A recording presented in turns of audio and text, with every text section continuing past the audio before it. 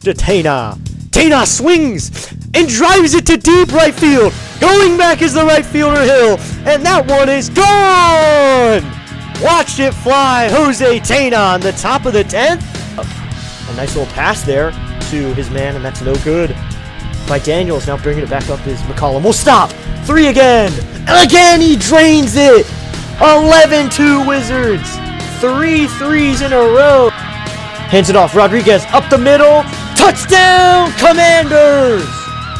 Rodriguez with the touchdown run. Chris Rodriguez Jr. straight up the middle. Touchdown. District Nation broadcasts are brought to you by Watch It Fly Media. Now, here's District Nation. And welcome in, everybody, to District Nation. Thank you so much for tuning in today as we are getting ready for the third game and rubber match of a 3-game series between the Athletics and the Washington Nationals. The Nationals have had an interesting series because game 1, they looked like they were the greatest team you'll ever see. The play was amazing. They were just unstoppable. This team was amazing, and they couldn't do that 23-4 win. And in game 2, they kind of fall apart a little bit. They lose 15-1. Funny part was, two sides of the same coin. Jorbert Vivas pitched both games, and Vivas both times had a decent outing. So now we're into an afternoon game. It's going to be 1:05 local time afternoon baseball for these Nationals and the Athletics. The Nationals game 1, that offense exploded, and it was against a lefty, and they face another lefty in today's game, which is really good. I'm really excited to see how they do once again against a lefty, and this lefty doesn't have as good numbers as the last one. District Nation Dad in here saying, ready for another great broadcast from District Nation. Thank you, DN Dad. So here we go. Let's talk about Jacob Lopez for a second, the starter for the Athletics, as we have a little moment of time. He's 4-3, so the numbers don't look bad. 14 games, 11 of them started, 55 and a third innings worked, 43 strikeouts. Let's talk about one thing I haven't mentioned yet, and that's the ERA. 6.83. Those are Zach Littell numbers. Those are not good numbers. This dude is not a great pitcher. I mean, let's look at the game logs right here. His debut wasn't bad, but recently, at least just in the month of July. The month of July, he's worked 4 2/3 over 2 starts, 5 hits, 4 runs, and another bad outing. He had a decent outing where he went 4 2/3 where he went 6 hits, 1 run. But on May 31st, not a good game, the one that got him sent down. 2 innings of work, 5 hits, 7 runs, all 7 of them earned. He is back up to a stint after getting called up one time. He's called up again. He's called up again here. And now he's going to try to start after his last outing was out of the pen where he only worked 1 2/3 on July 10th against the White Sox. So this is a hybrid bullpen starter arm. Let's see how he does in a game where the Nationals are going to bring their best. The Caesar here. What's up, Mr. and Mrs. C? Let's hope a game like the first in the series and not the second.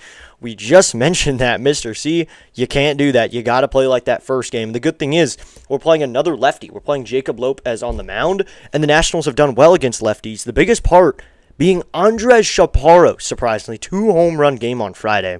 Andres Chaparro was raking. I'm excited to see him take to the plate today, see what he does, see what he gets done there, which is going to be really great because he's been raking of late, at least that last game. I never doubted him for a second. If you've been here for a while, never doubted him. So there you go, everybody. Thank you so much for tuning in. Be sure to hit that like button, hit that subscribe button. We're a couple minutes away from doing the starting lineups. But real quick here, you got the righty-heavy lineup for the Nationals. You're going to have Meade, Chaparro, Cruz, Harry Ford back in there.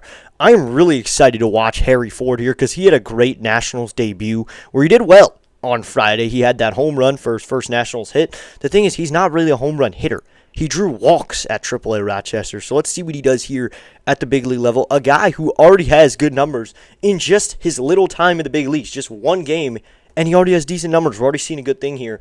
A good shade for a guy who could be the backup catcher or starting catcher in just a few years for this team. He had a 2-hit game in his first time up in the big leagues, 3 RBIs. He only has 4 careers. So before this, his career numbers were not great. He raised them because he didn't do well when he was with the Seattle Mariners in 2025. That stint, over 6 games, he had 1 hit. And it was an RBI, and it was a single. So now he's up here in the big leagues right here with the Nationals, where the Nationals are employing him to do his best. Draw walks, face lefties, do well there. This is a guy who did well at AAA Rochester at drawing walks, getting on base, and scoring. So that's what we could use there from the man, Harry Ford. So good luck to him today. Good job, Terry Ford, finding his way back into the order. One more thing to talk about here. you have just a good field. I wanted to mention that, a good field today. Wood is not in the field, so a fast outfield. Lyle in left, Cruz is kind of your arm out in right field, a strong arm. And then in center, you got JY. So JY can cover a lot of ground. Cruz covers a ton of ground out there as well. So right to right center and center are covered. Left center is covered, left field. Lyle's also a very good defender. The outfield defense is looking good today.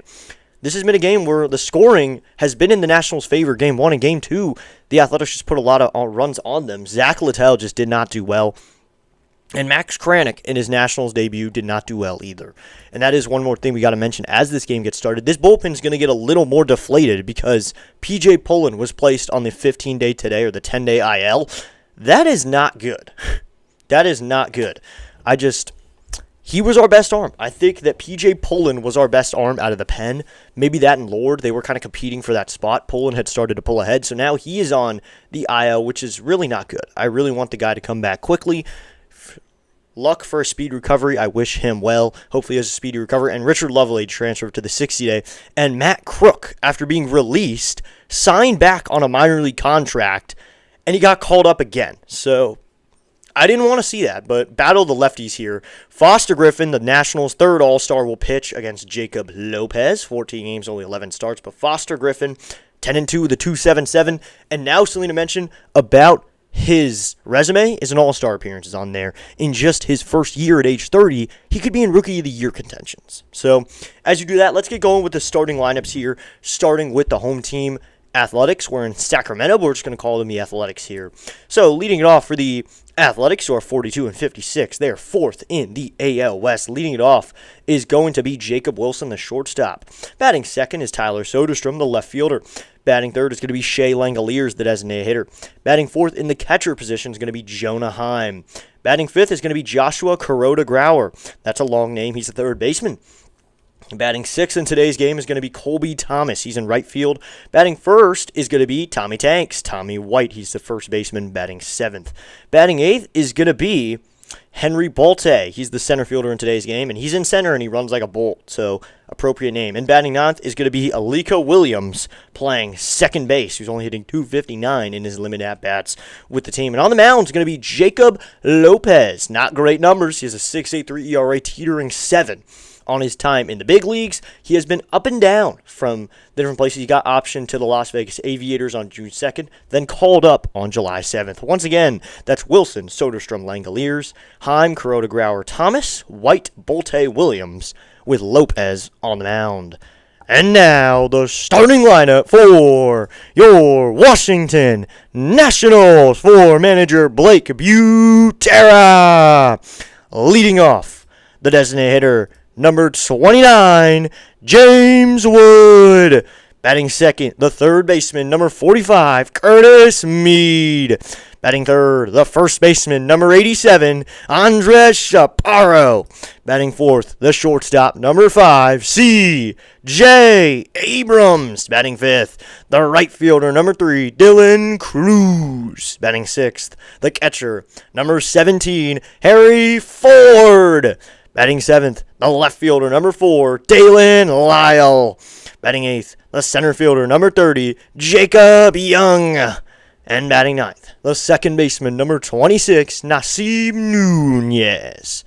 And on the mound for your Washington Nationals, number 22, Foster Griffin. And that is the starting lineup for your Washington Nationals. We got to change this background real quickly. Just have to change it to that. Here we go, everybody. About to get underway here. Let's get going here from Sutter Health Park.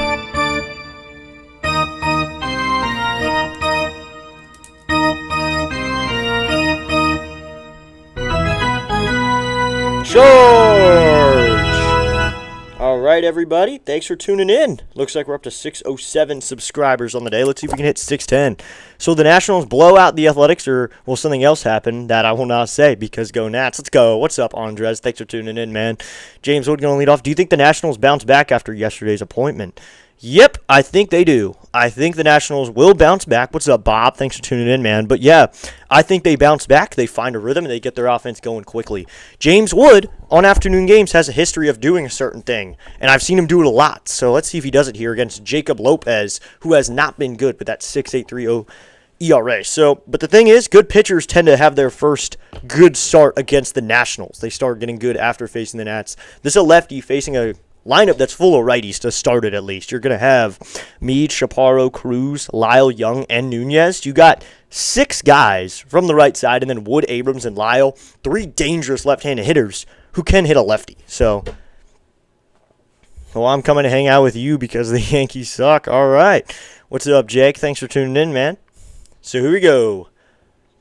We're going to get going here. 4-seamer, slider, and cutter is really all Lopez is going to throw you. 3-pitch mix, so he's going to face James Wood here. Lefty's going to get us going right here.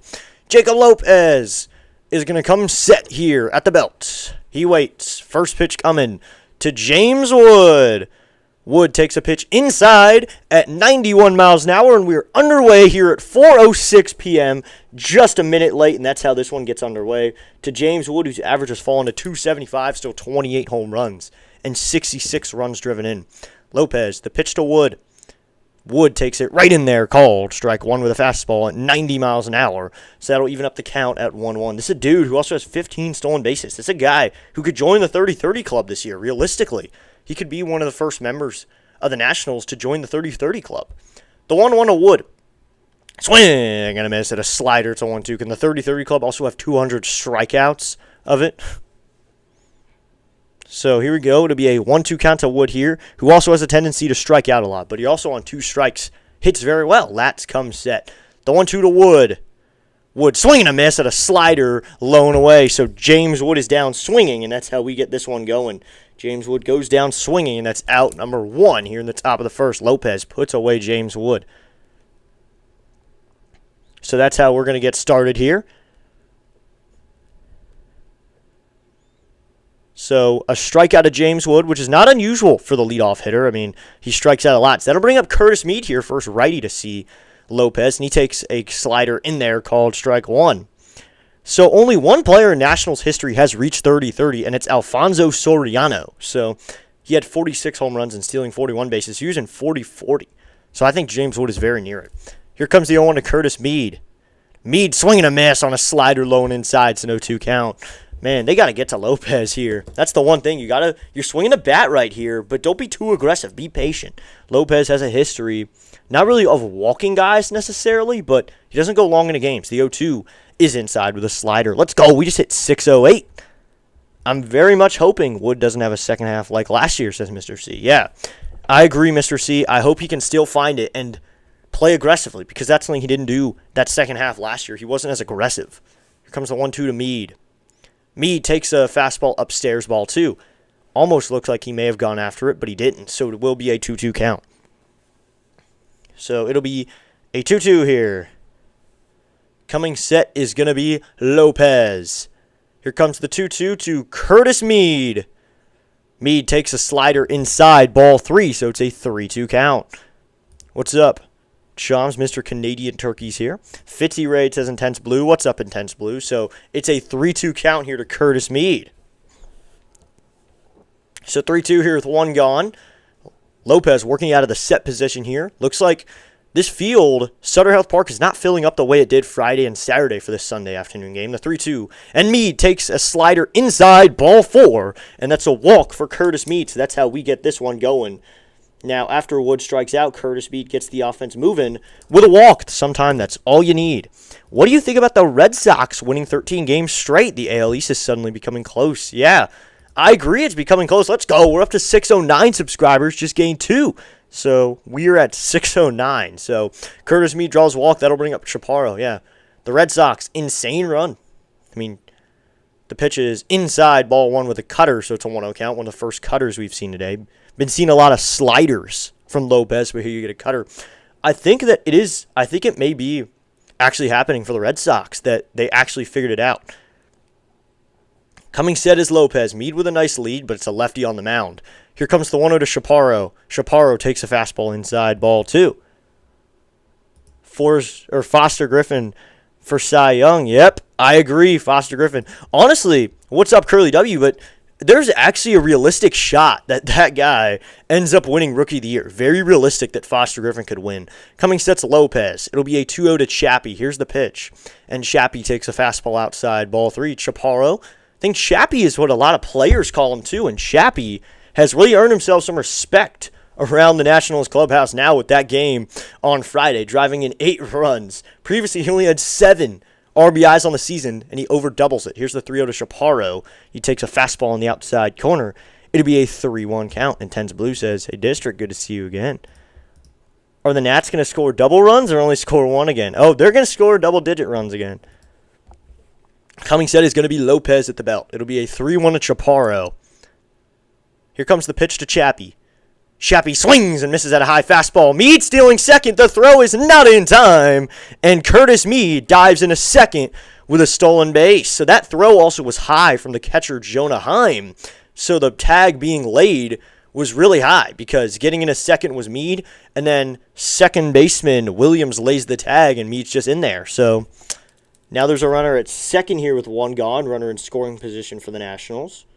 Coming set is going to be Lopez. It'll be a 3-2 to Chappie. Here's the pitch. And Chappie takes a slider low, ball 4. But Chaparro, they called it a strike. And Chaparro's going to ABS it. So we're going to get an ABS challenge right here. That slider did look low. We'll look at the pitch. It's a ball. Andres Chaparro succeeded on a challenge. So now back-to-back walks for Jacob Lopez after striking out James Wood. And now Chaparro goes to first. Meade stays at second. Chappie with a successful ABS challenge right there. Thank you.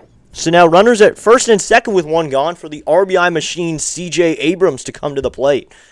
So who are we rooting for here? I got Nats. Yeah, DC Sports right here. So I always got to root for the Nats. Coming set's going to be Lopez. Here's the pitch to CJ. Abrams takes a sinker right in there, called strike 1. It'll be an 0-1 count. Nats yesterday looked like the 38 and 80 MLB The Show Nats. Oh, yeah, they did. And it was really just Zach Littell. That's really my only thing, was Zach Littell just didn't have a good game. The 0-1 to Abrams. Breaking ball low with a slider, ball 1. So it will be a 1-1 count now to CJ, who's just been raking.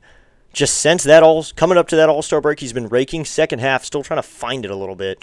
But still a 20 home run season for him. The 1-1. Abrams swings and fouls. This one third base side. It'll be a 1-2 count now. Abrams only 1 home run from his record home run numbers. Actually, he hit it at 20. He had 20 in 2024, so he is tied for his season record on home runs at the first half. And he's just been so much better. So it'll be a 1-2 from Lopez to Abrams. Here's the pitch. CJ swings and fouls this one off, so do 1-2 again here. Sinbin's here. What's up, Sinbin? He says, hello, District Nation. Hello, chat. What's up, Sinbin? Thanks for tuning in, man. So, runners at first and second here with 1 gone. Abrams up to the plate, who's just been really good with runners on base. Coming set's going to be Lopez. It'll be a 1-2 to CJ. Here's the pitch. Abrams swing and a miss. He's out in front of a slider, reaches out to try to hit it, and he can't. So 2 strikeouts for Lopez now. So 2 outs now, and that'll bring up Dylan Cruz. Dylan Cruz will come to the plate with 2 gone, runners at first and second. Sinbin says, congrats on 600 subs. Thank you. Hit it recently. It was really awesome to hit it. Now I'm only less than 400 away from 1,000. So Dylan Cruz will come to the plate now. Cruz going to hit here with 2 gone. Has Harry Ford, who's just been kind of the guy right now for this Nationals team since this series started.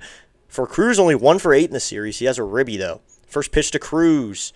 Cruz takes a slider in there, called strike 1 on the lone outside corner, so it will be an 0-1 count now. 0-1 here, 2 outs. Looking at the replay, did clip the zone. Cruz looking for home run career number 20. He's at 6 this season, but has 19 career bombs. Here comes the 0-1 to DC. Cruz takes a fastball high inside, ball 1, so it will be a 1-1 count now. Dylan Cruz just been good, though. He just needs to figure out the average. He's been doing well in the field, been doing well when he's on base. He just needs to figure out how to do it when there's guys on base and when he needs to get on base. He's hitting 189 this season with 2 outs. Here's the 1-1. And Cruz swinging a miss out in front of a slider on the lone inside corner. So to be a 1-2 count. I mean, he isn't really hitting well with much numbers. He's hitting 239 with no outs and 190 and 189 with 1 out and 2 outs. He's hitting 250 when he hits in the first inning. So 1-2 here with 2 outs. Lopez has had a long first inning, now up to 24 pitches. Coming sets Lopez. It'll be a 1-2 to Cruz. Here's the pitch to DC. Cruz swings and hits this one. Out to center, going out shortstop, coming in as center fielder Bolte. Bolte's under it, and Bolte will make the catch for out number 3, and Dylan Cruz is set down, so that will end the top of the first. Nationals get a couple base runners on a couple walks that time, but they leave runners at first and second. They leave Chappie at first, Mead at second. No runs, no hits, no errors, and 2 runners left on base in the inning. Led to the bottom of the first, everybody. It's Washington 0, Athletics coming to the plate right here on District Nation. So I'll bring up Fred to the mound. Yabba dabba doo, because Foster Griffin is taking the mound now. Fred Griffin going to take over now. Rhino's here. What's up, Rhino? He says D to the N. What's up, Rhino? So here we go. Fred Foster Griffin, who definitely earned that all-star slot. I mean, added to the team late. 10-2 over 19 games, a 110 and a third innings worked. The dude had over 100 strikeouts at 109, almost a strikeout an inning, 2.77 ERA. This is his 20th start on the season, so he's probably going to have roughly 40 starts on the year if he keeps this up. Rookie of the Year is very in contention for the 30-year-old. Yes, he's 30, and he's in contention for Rookie of the Year, which is really awesome. Looking at his other years, I mean, 2020 was when he made his debut with Kansas City. Had one game where he worked a 1 2/3 scoreless, got a strikeout. And then in 2022, he works with both Kansas City and Toronto, where he ends up working only 6 1/3 innings that time and works up 7 runs. Only 6 of them earned, though. Whoop, whoop, on your path to 1K. Yep, let's go. We just hit 610 as he says that. Let's go. Up to 610 subscribers. Let's go, everybody. Thank you so much to that new subscriber. Here we go, everybody. Thank you so much for tuning in. Dalton Rushing is here. What's up, District? What's up, Dalton? Thanks for tuning in. So, bottom of the first here, and it's going to be Jacob Wilson, the average machine, to come up to the plate. The dude who just gets on base. From the right side, he will face Fred Griffin to take over right here. Jacob Wilson will come to the plate here. Then it's going to be Soderstrom and Langolier, some good hitters. Dalton says, what's up, District? Nice to meet you. What's up, Dalton? Thanks for tuning in, man. So, Jacob Wilson. The average, 288, but career 297. He has been very good. Fred going to deliver his first pitch, and Foster's first pitch is a fastball outside, ball 1. Foster Griffin, the all-star this year, just been absolutely great. We looked at the numbers. They were terrific, spectacular, whatever words you want to use. Coming sets Griffin. The 1-0 is outside, ball 2. The cutter, it's a 2-0 count. Let's go. We're up to 611 subscribers. Let's go. Now we're on the climb to 620. So 2-0 here in the bottom of the first. Fred trying to settle in right here. Help out the Nats from the defensive side. Here's the 2-0. And Wilson swings and fouls this one back. It's a 2-1 count. Fred, this is going to be his first time teaming up with Harry Ford. First battery for them. And the thing about Fred, Foster is going to throw you 7 different pitches. He throws the cutter the most, the fastball. His sweeper is probably his best breaking ball. A good off-speed, though, is the changeup.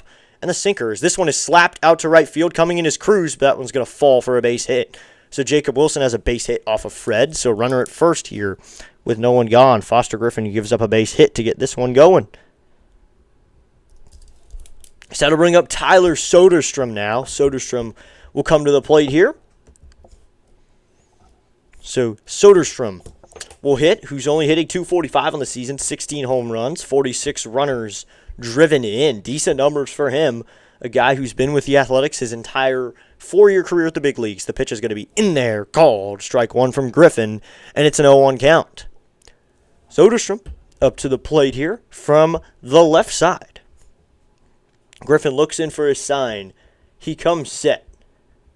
Here's the pitch to Soderstrom. Swing and a miss. A sword swing that time on a sweeper on the low and outside corner, so it's an 0-2 count.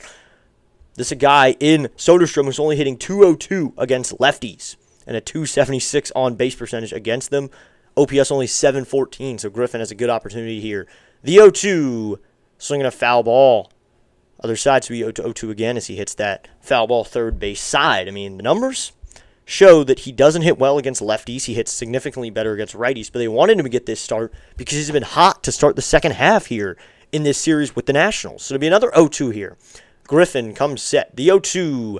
Swinging a ground ball. That's at Nunez. He goes to Abrams to short for 1. Throw to first. Double play. 4 plus 6 plus 3 equals 2. Double play for Griffin. So 2 outs immediately there. Foster Griffin gets a ground ball. That's what he needed.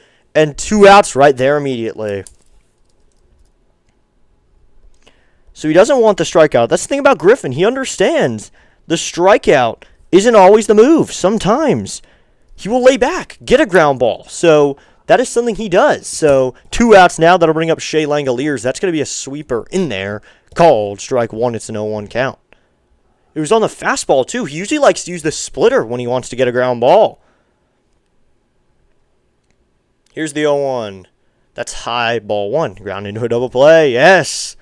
Nice. Yeah. Foster Griffin usually tries to induce ground balls with the splitter that he uses. It'll be a 1-1 to Langoliers up to the plate.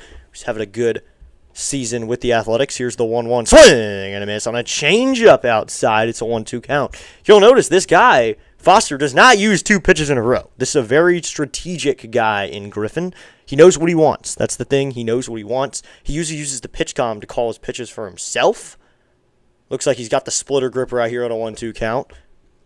Griffin gripping it like a splitter, looking at the side camera. Here's the 1-2. That's low ball, too. He does go to the splitter on 82. You grip a splitter much more looser with your fingers. You have them gripped on the outside of the ball, gripping the outer parts. You can really hit it down low. I threw a splitter in my career. I never really mastered it, but Foster Griffin's splitter is great for getting ground balls. The 2-2.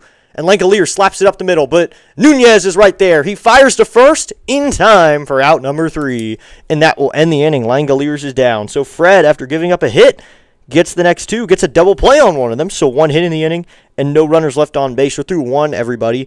It is the Nationals nothing, the Athletics nothing as we head to the top of the 2nd inning. So here we go, everybody. We'll head top 2nd. It'll be Ford, Lyle, and Young to hit. So Harry Ford going to get an opportunity. But Foster Griffin just continuing to talk there. He has just been good. That's the thing. And I love what he says about his splitter. In Japan, he was jealous of guys who threw a splitter. That was his reasoning. He was jealous of guys who threw a splitter.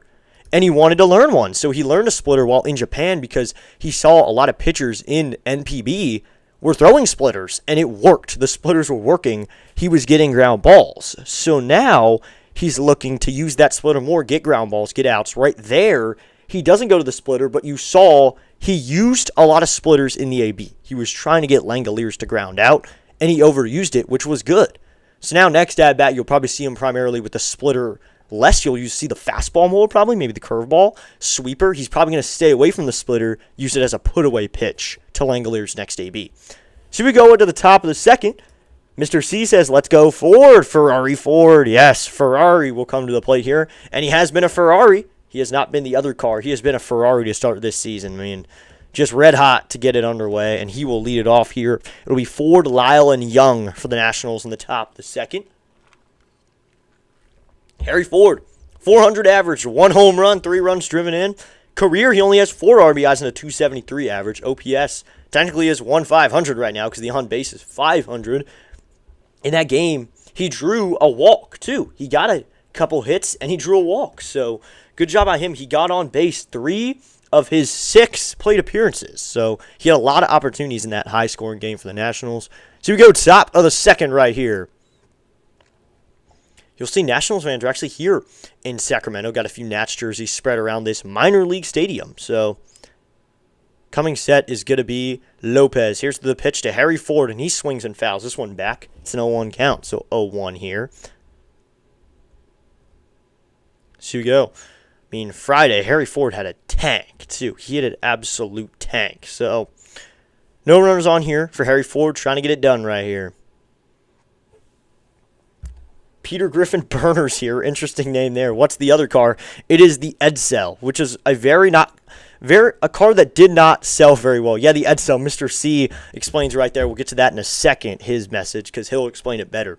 Here comes the 0-1 to Ford, and Ford takes a fastball upstairs, ball 1, so it's a 1-1 count. A guy who struck out in his first major league appearance with the Nationals and then drew a walk his next time up.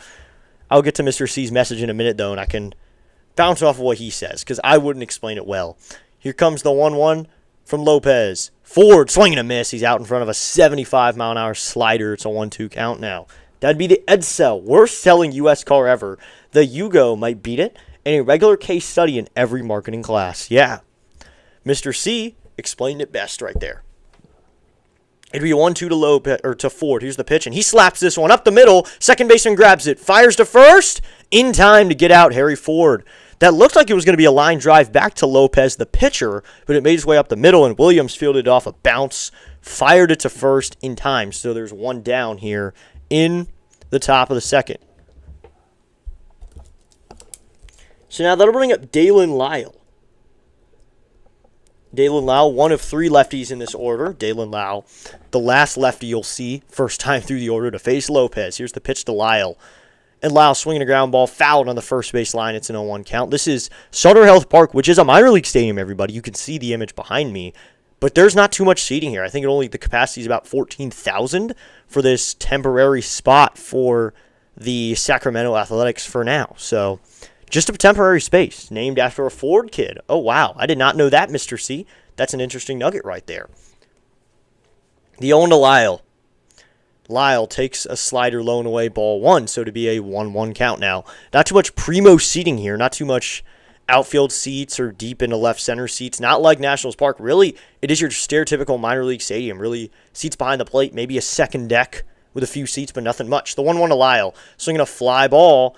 This ball out to right. Coming in is the right fielder, Thomas. He's under it, and Thomas will make the catch for out number 2. So 2 outs now. Lyle flies out. So that'll bring up JY now. JY, who could use a big fly, will come up to the plate here. Jacob Young's been a little cold. He had a good first half, and then towards the end of the first half started to cool down a little bit.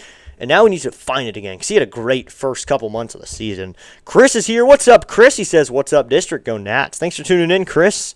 So that'll bring up JY, and Young takes it in there. Call, and strike 1 on the lone inside corner. Young didn't like the call. The pitch just clipped it. Jacob Young is hitting just .224 on the season, but he's not had a good stretch over his last 15 where he's only hitting 186. Over his last 7 has been better with a .263 average. Here's the 0-1 to Young, and that's outside with a changeup, ball 1, so it will be a 1-1 count.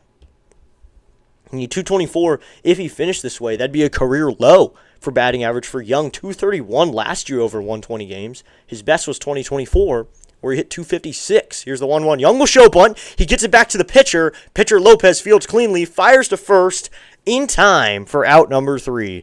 So Jacob Young, interesting choice there, shows bunt with 2 outs and bunts it back to the pitcher. So he didn't get a great bunt down that time, just kind of right back to the pitcher. So that's out number 3, and that will end the inning. So Jacob Young bunts back to the pitcher, and he's out. So a 1-2-3 inning, no runs, no hits, no runners left on base. So I to the bottom of the second. So it'll be Jonah Heim, and then Kuroda Grauer and Thomas. Kuroda Grauer, kind of a name that you can mess up because it technically is 2 names, so it's hard to see them both. Dalton says, Sutter Health Park, home of the San Francisco Giants AAA team, the Sacramento River Cats. So that's awesome. Good little thing right there. I love hearing interesting facts like that. I mean, I don't think I can name all the Nationals minor league affiliates ballparks off my head. I know ESL ballpark. ESL is the one I can name immediately. Rochester Red Wings Stadium, one of the nicest ones. Then AA Harrisburg, I know they're on an island. I know that. In Harrisburg, they're on their own little island. I think you have to take some sort of boat to get there, and it's kind of the only thing on that island, which I think is pretty funny. I can't name high A's, but I know it's probably in Wilmington. I know it's in Wilmington, North Carolina, and I believe that single A Fredericksburg is named Apple Federal Credit Union Stadium. I believe that's the name, and it's the home of the Fred Nats, and it's in Fredericksburg. There's a nice Canes near it. I don't know that, though. What up, fellas? Let's go Nats. What's up, MJ?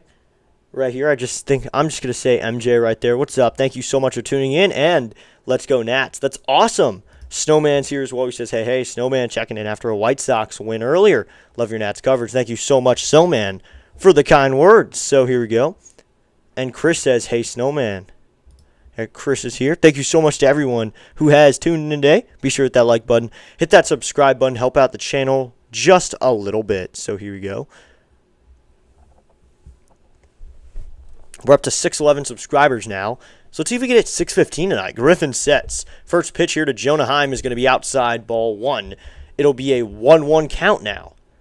So Harry Ford, this is the first time he's catching Foster Griffin, though, because Foster hasn't had any trips down to AAA. He's been at the major league level all year and hasn't even been injured.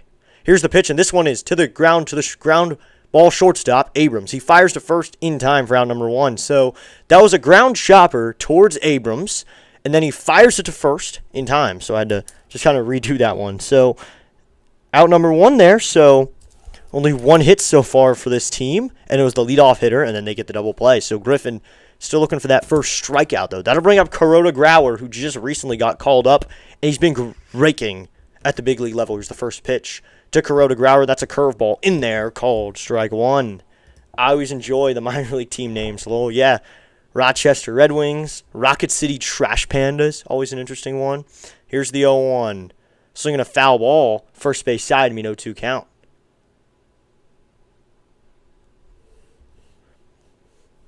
I'll be on a little later with Sunday Night Baseball. Let's get District Nation to 1,000 subs before the Washington Redskins or Commanders kick off this fall. All right. Thank you so much, Snowman. Coming set to Griffin. It'll be 0-2 to KG. Swinging a shot out to center field. Coming in is Young. He's there. Now he takes a couple steps towards the right, and he makes the catch for out number 2. So Foster Griffin pitching very efficiently here. 5 outs in a row now. So he is looking to be efficient right here, as now Thomas will come up to the plate. This is not Lane Thomas. I know maybe I saw that and immediately thought, did he get traded? No, this is Colby Thomas. Colby Thomas will come to the plate. Has not had regular time at the big leagues. He's only had 49 games, so playing about half the time, and a 202 average as he swings through a fastball at 90 miles an hour. It'll be an 0-1 count now. Foster got him to swing through a fastball. I mean, Foster Griffin's fastball is not a put-away pitch, so it'll be an 0-1. Here's the pitch from Griffin. Swinging a line drive. Left field. That one's going to fall for a base hit in front of Dalen Lyle. He fields it and fires it back in. That's a hit for Colby Thomas to left field. So base hit out to left. Colby Thomas with a knockout there. Just kind of roasted it into left field. So there's a base hit here. Runner at first with 2 outs, and that'll bring up Tommy Tanks right here. Tommy White, who had his first big league knock on Friday, getting called up because of the fact that you're seeing Nick Kurtz on the IL right before the All-Star break. Here's the pitch to Tommy Tanks. In there, called strike 1. He and Dylan Cruz, former college teammates at LSU, Louisiana State University. Oh, it's Snowman's birthday. That is awesome. So to be an 0-1 here, coming set to Griffin. Comes the 0-1 White. Swing and a miss at a cutter, and he loses his helmet on the swing, so it's an 0-2 count. Swings through that one and loses his helmet on the big hack, so 0-2 here. So 0-2 here with 2 outs. Tommy White, a guy who played well at LSU. He had Dylan Cruz on that team. Paul Skeens was on that team. Just another one debuting here. Here's the 0-2. That's high ball 1 with a cutter. So Griffin went to the point where he picked his leg up and held it there for a second to make sure that Thomas wouldn't be on the move over there at first. So to be a 1-2 here. Griffin goes to the pitch column, and now he steps onto the rubber. He comes set. It'll be a 1-2 here. I could expect a splitter right here. Here's the 1-2. Swinging a ground ball. This is to the third baseman, Meade. He fires to first on the run in time for out number 3, and that ends the inning. And honestly, I was correct. Foster Griffin went to the splitter with 2 strikes. So 1 hit in the inning, 1 man left on base, but we're through 2. Foster Griffin is also through 2 innings. So 1 hit, 1 man left on base. We're through 2 of scoreless baseball, 2-0. Or 2 innings of 0-0 baseball. Let's go. We're up to 612 subscribers. Getting closer and closer to the big numbers. So it'll be Nunez, Wood, and Meade for the Nationals in the top of the 3rd. Let's go. He says, go Nats. Kahoo is here. He says, go Nats. Andy Foster says, bing bong. What's up, Andy? Thanks for tuning in. So a lot of people coming in here. We're up to 612 subscribers. Love when the Nats fans come in as well. Be sure to vote on the poll, everybody. Tell me who you're rooting for. We got plenty of votes on the poll. Let's check the like count as well. I'd love to see the like count right here because we're already looking good so far for this game. I don't know what the like count for a giveaway would be. I usually do giveaways during minor league games, but we got plenty of people in the chat, everybody. Already some great numbers in the chat. Let's go. Be sure to hit that like button. We're up to 15 likes on the stream, so hit the like button. Hit that subscribe button. Help out the channel. We're up to 17 now. Let's go. 17 likes on the stream. We had 21 last night, so we can definitely beat that. And combined, we had 39 over the Red Wings streams over Friday and Saturday. Let's see if we can beat that in just this one stream for this Athletics Nationals game. But we're headed to the top of the 3rd, everybody. Let's go. So a lot of people tuning in here. I love the hill in Sacramento. Oh, that's awesome. There's those hills. I mean, you hit a home run up there, you put a home run onto the hill, which always sounds good. Home run hill. I know I think it's called Home Run Hill officially. I know it's sponsored too. It's like Toyota's Home Run Hill or something. And I just saw a Toyota ad, but I think ironically it's also called Toyota's Home Run Hill. But here we go, top of the third. Andy saying, what up? Yes. Andy Foster in the chat. So here we go, top of the third, 0-0. It'll be Nasim Nunez to come to the plate. From the right side, first pitch is going to be in there. Called strike one from the lefty Lopez to the switch-hitting Smunez, who will hit from the right side right here. 0-1 count here in the top of the third. Nunez. Not great numbers, you'll notice. Only a 246 average and 1 home run. Here's the 0-1. And Nunez swings and fouls this one back. It's an 0-2 count. You wouldn't think that Jacob Lopez would be a put-away pitcher right now, but really, the Nationals' offense really hasn't been able to figure him out. Since Game 1, that offense has been a little cold. Maybe they can figure out whatever they took on Friday. Take it again. 0-2 here. Lopez sets. Here's the pitch to Smunez. Low and inside, ball 1, so it's a 1-2 count. We're up to 6:12. Let's go. We could hit 6:20 tonight easily. 6:20 tonight is easy. So we'll be live tomorrow again, everybody. Nationals at the Rockies. Coming set is going to be Lopez. It'll be a 1-2. Here's the pitch to Nunez.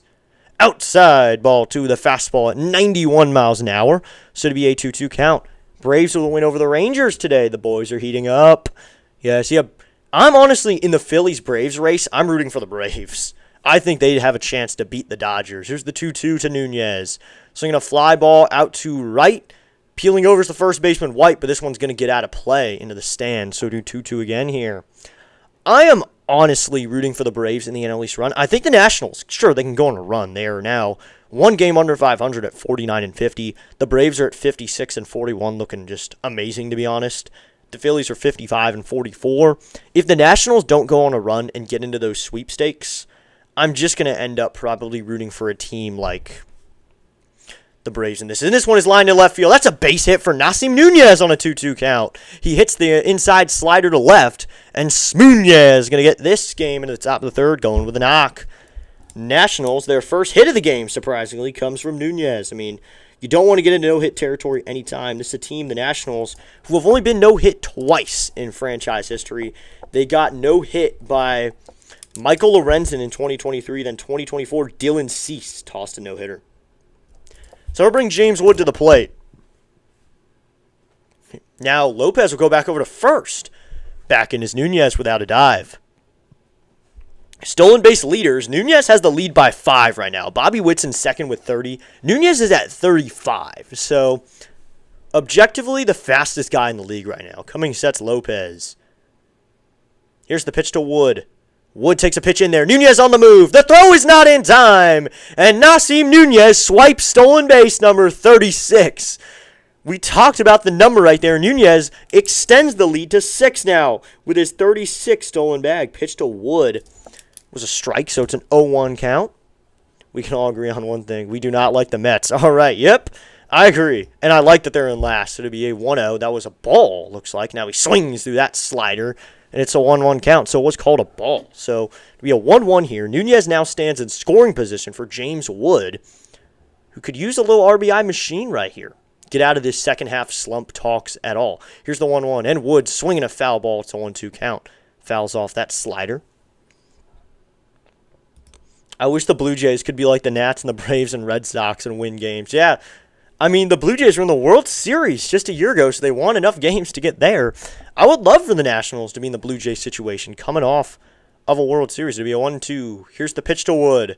Wood takes a fastball outside, ball 2. So it's a 2-2 count now. So 2-2 here with no one gone. Runner at second with no one gone. Chance for Wood to do some damage here on a 2-2 count. Lopez sets the 2-2 to James Wood.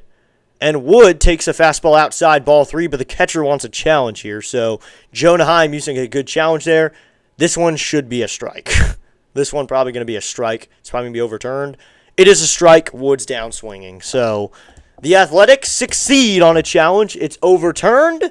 And that's a challenge successful for the Athletics. And Wood's down looking. That is strikeout number 3 for Jacob Lopez. Second time Woods K'd up in the game. Coming set is going to be Lopez facing Curtis Mead now. Here's the pitch to Mead. Mead takes a cutter upstairs, ball one. I'll have to root for the Phillies, given all the Nats alumni. Yeah, honestly, Mr. C, I would like to root for them. We are considered the Phillies farm team. But at the same time, it's the Phillies, Mr. C. I like watching the guys who are with our team, though. As here comes the pitch to Mead, turning around to look at him as Nunez. Lopez checks on Nunez at second. It's hard to win in baseball. Oh, yeah. It is definitely hard to win in baseball because it's honestly random. Because you'll see upsets happen a lot more than in other sports. Coming sets Lopez. Here comes the 0-1 to Curtis Mead. Here's the pitch. And Nunez is on the move. The throw is low, and Nunez is in with another stolen base. Wow. Nunez steals another one. Nunez is on fire. He steals his way to third now. Now Curtis Mead has a really easy shot for an RBI. That pitch looked like it was for a ball, and Nunez on the move. Mead stepped out of the box, so Nunez could just steal the bag. So now there's a runner at third. It was a ball, and then Nunez swipes another bag. Stolen base number 37. He has a 7 stolen bag lead on Witt, who's in second place. Here's the 1-1. And Mead swings and lines this one down the third base line, but foul to be a 1-2 count. The thing is also, looking at the NL race, PCA's in third in the MLB and second in the NL. Nunez is 11 ahead of P. Crow Armstrong. So Nunez has the lead on stolen bases in the MLB by a lot and in the NL by a whole lot more. So we have 1-2 here to Mead, who could use just anything right here, just any sort of ball put in play. Deep fly ball does it, though. The 1-2 to Mead. And Mead swinging a fly ball hit out to left, but this one is fouled on the left field line. It's an up and down race, yeah. Those are times, Talton, where those teams weren't so great either. Yeah. Nationals, White Sox, these were not great teams a few years ago. Love the wah-wah sound. Yep. Come on, Nats, bring them home. Yes, bring them home right here. Curtis Mead, also a guy who can drive in runs, and he has a lot of home runs. He's been a guy who drives in a whole lot of runs. Here's the 1-2 to Mead. Swinging a ground ball. This is to the shortstop. He'll go to first in time to put away Curtis Mead, but Curtis Mead's going to drive in a run, and the Nationals strike first. It's now 1-0. So an RBI ground out for Curtis Mead. That was hit where the shortstop, that was Wilson, had to make a leaping play, though, on that ground ball because it was a high chop, and Wilson had to jump up to get to that one, and Nunez was well on the move, so Wilson just decides to come home with it. But that's an RBI ground out for Curtis Mead. It's now a 1-0 game. The Nationals strike first, so Andres Chaparro will now hit with 2 outs and no one on. Here's the pitch, and Chappie takes a slider in there called strike 1. So here we go, everybody. Let's do it. Nats fans, join in. A-T-S, Nats, Nats, Nats, woo! So it's a 1-0 game now, even though we're on the road. Still got to play that sound. Here's the 0-1 to Chappie. Chaparro takes a cutter inside, ball 1. For Curtis Mead, that's RBI number 48. Going to help out his numbers a little bit. Go Nasty Nats. Nice, yeah. 1-0 game. Give Fred some run support right here. Here comes the 1-1 to Chappie. Chaparro swings and fouls this one off. It's a 1-2 count. Got to go back to work, but wanted to pop in and say, hey, thank you, Andy Foster, for tuning in. Hope to see you soon on a future stream, but thank you, Andy, for tuning in. So 1-2 here, 2 outs. Peter Griffin says, let's go, baby. Woo! Yes! National strike first. The 1-2 coming to Chappie. Here's the pitch. Chaparro swinging a miss at a slider blown away. Strikeout number 1 for Lopez, and the Nationals are going to end it right there. But the Washington Nationals strike first. 1 run on only 1 hit in the inning. 2 strikeouts, no errors, no runners left on base. Let's head to the bottom of the third, everybody. It's now the Nationals 1, Athletics nothing, as we head to the bottom of the third, and the Athletics will come to the plate, and Fred will try to hold this lead. The thing is, Foster Griffin has to work a lot of innings today because P.J. Pullen getting sent down did not help out this team at all. P.J. Pullen getting the IL, man, that is not what the Nationals needed. P.J. Pullen being sent down to the IL, and he's probably going to be out for a little while now. That guy was our best bullpen arm. In a game like this, I'd want to go to Pullen. Our bullpen has been demoted. I mean, we don't really have anybody anymore. This team is just deflated out there in the bullpen. It started out not too bad. Working on a Sunday sucks, yeah. It is not fun. So, yeah, that's one thing. It isn't fun. So, bottom of the third. And Foster Griffin going to get going against Bolte to get this inning going. But looking here, just a couple numbers so we can check it out here. Just this team, this Nationals team needs to get going here with Foster Griffin because the bullpen options are not good. The options they have are not the best options. You probably have Orlando Rabalta, who's a reliable arm. You could probably go to him. He's probably your most reliable, I'd say, is probably Disney in this situation, Orlando Rabalta. Some other arms. Let's just name off the ones you see. Clayton Beater, who has been meh. Clayton Beater, 3.62 ERA. Riley Cornelio. I don't want him in. Cosgrove, unproven. Tom Cosgrove, is unproven. Max Kranick did terrible in his outing. Matt Crook got sent down and released and then brought back, so not a great option. Justin Lawrence, a decent arm. Palmquist and Rabalta. I think your most reliable arm right here is probably Rabalta and Beater to pitch the 8th and the 9th. So we could use 7 innings from Foster here. We could use a good 7 innings. Here's the pitch here to Bolte, and he grounds this one to the shortstop, Abrams. Fields cleanly, fires it quickly to first in time for out number 1. Bolte is down, so that's out number 1. Also, the Nationals, when Foster Griffin is on the mound, they're 15-4, and this is a guy who is 10-2. So he doesn't lose much, especially he doesn't get the losses a lot. He only has 2 losses this season, and he just does well. He's backed up by the offense as well. I mean, since June 1st, he has a 1.25 ERA. That's first in the league. Here comes the first pitch. Bunt shown, but it's outside, ball 1, so it's a 1-0 count. 3 up, 3 down. Yeah, 3 up, 3 down here would be very nice. The PAS Network is in the house. Yes, that helps. Yeah, when Foster Griffin is this good, he's at 26 pitches in the 3rd. Here's the pitch, and that's going to be just high, ball 2, the sinker. Smash some free subs and hit the like button. What's up, Charles? Thanks for tuning in, man. But thank you, PAS, for that little redirect. So thank you. It helps out the channel a lot. Coming set is going to be Griffin. Comes the 2-0. And that's upstairs, ball 3. Wait, we sent someone down, released him, and then brought him back? Man, talk about screaming. We got nothing. Yeah, Matt Crook got sent down, released, and then brought back. Here's the 3-0, and that's going to be in there. Called. Strike 1 with a fastball. Yeah, we sent him down, released him, signed him back like 2 days later to pitch at the minor league level, and then he comes back up here. So, man, not great. The 3-1 is going to be in there, called strike 2. That is really screaming, we got nothing when that happens to our team. But, I mean, the starters have been good. Awesome Andrew in a starting role hasn't been bad. Cade has been great. Cade Cavalli pushing to have a great season. The 3-2, swinging a fly ball out to right. Going back is Cruz. Still going back, and Cruz gets turned around. It's going to go to the wall. That's going to be extra bases for Williams right here. Dylan Cruz got turned around on that double. He rips that out to right. Cruz was kind of spinned around, and he got turned around that he turned around and just didn't have it. So, kind of flips around. Find himself flying around trying to track that ball. He ends up getting to and just can't get a glove on it, so that's a double for Williams right here. Runner at second with 1 gone. Moves the tying run to scoring position. Dylan Cruz had to recover that. Cruz hasn't had many flashy plays of late, and that'll bring up Jacob Wilson now. The pitch is in there, called strike 1 with the curveball. PAS is here. Let's go. Congrats on 600. Thank you, PAS. I'm doing well, thanks, says Charles. Let's go. We're up to 614. Just gained 2 subscribers. Let's go. Thank you so much. Coming sets Griffin, the 0-1. Swinging a ground ball. This is at Abrams. He'll go to first with it, and it's going to be in time to put away Jacob Wilson for out number 2. Chaparro pops off the bag now. Up to third on the play is Williams. So Jacob Wilson grounds out. There's 2 outs now. Up to third on the play is Williams. So Williams ends up hitting that double. Alika Williams, who has not been getting a lot of playing time. I mean, 85 at-bats in only 38 games. And that was after season where we only played 37 last year. The pitch to Soderstrom, just low outside with a curveball, ball 1. Just barely can't clip the zone. So to be a 1-0 count now. 1-0 here with 2 outs. Coming set's going to be Foster. Here's the pitch. In there, called. Strike 1 with a sinker.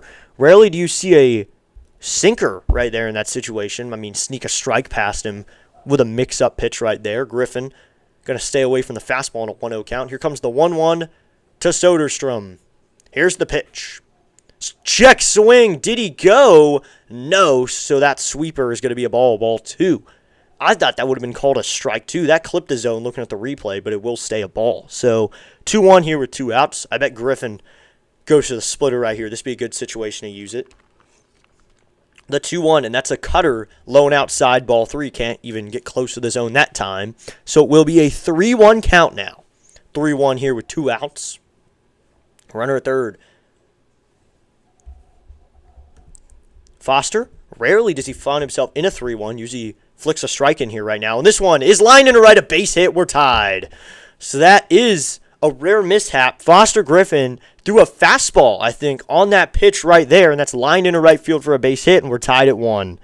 So it's now the Athletics put a run on Foster Griffin, an RBI single for Tyler Soderstrom. So there's a run in. It's now the Athletics 1, the Nationals 1. We're tied at 1. Soderstrom ropes that one into right field for a base knock. He went to the cutter there on 3-1 and just hits that one to right for a base hit. I mean, cutter's not Griffin's best pitch, and I think this inning would be a whole lot different if Cruz had that footwork problem out there in right. I think this inning would be significantly different because he'd already have 3 outs by now. Not blaming it on him, but it would be significantly different. Coming set is Griffin. First pitch to Shea Langoliers is outside, ball 1 with a cutter, and it's a 1-0 count now. Griffin up to 38 pitches now. Darn it, says Sinbin. Yep. Not good to see that right there, but it'll be a 1-0 here. Coming set's going to be Foster. Here comes the 1-0 to Langoliers. Swinging a line drive. Shortstop Abrams makes the play, then he bobbles it. Throw to first. Not in time. Pulls Chaparro off the bag anyway. Abrams went to the backhand there on a play that sent him into the grass a little bit. It goes off his glove. He ends up recovering, still throws it to first, but it wasn't in time.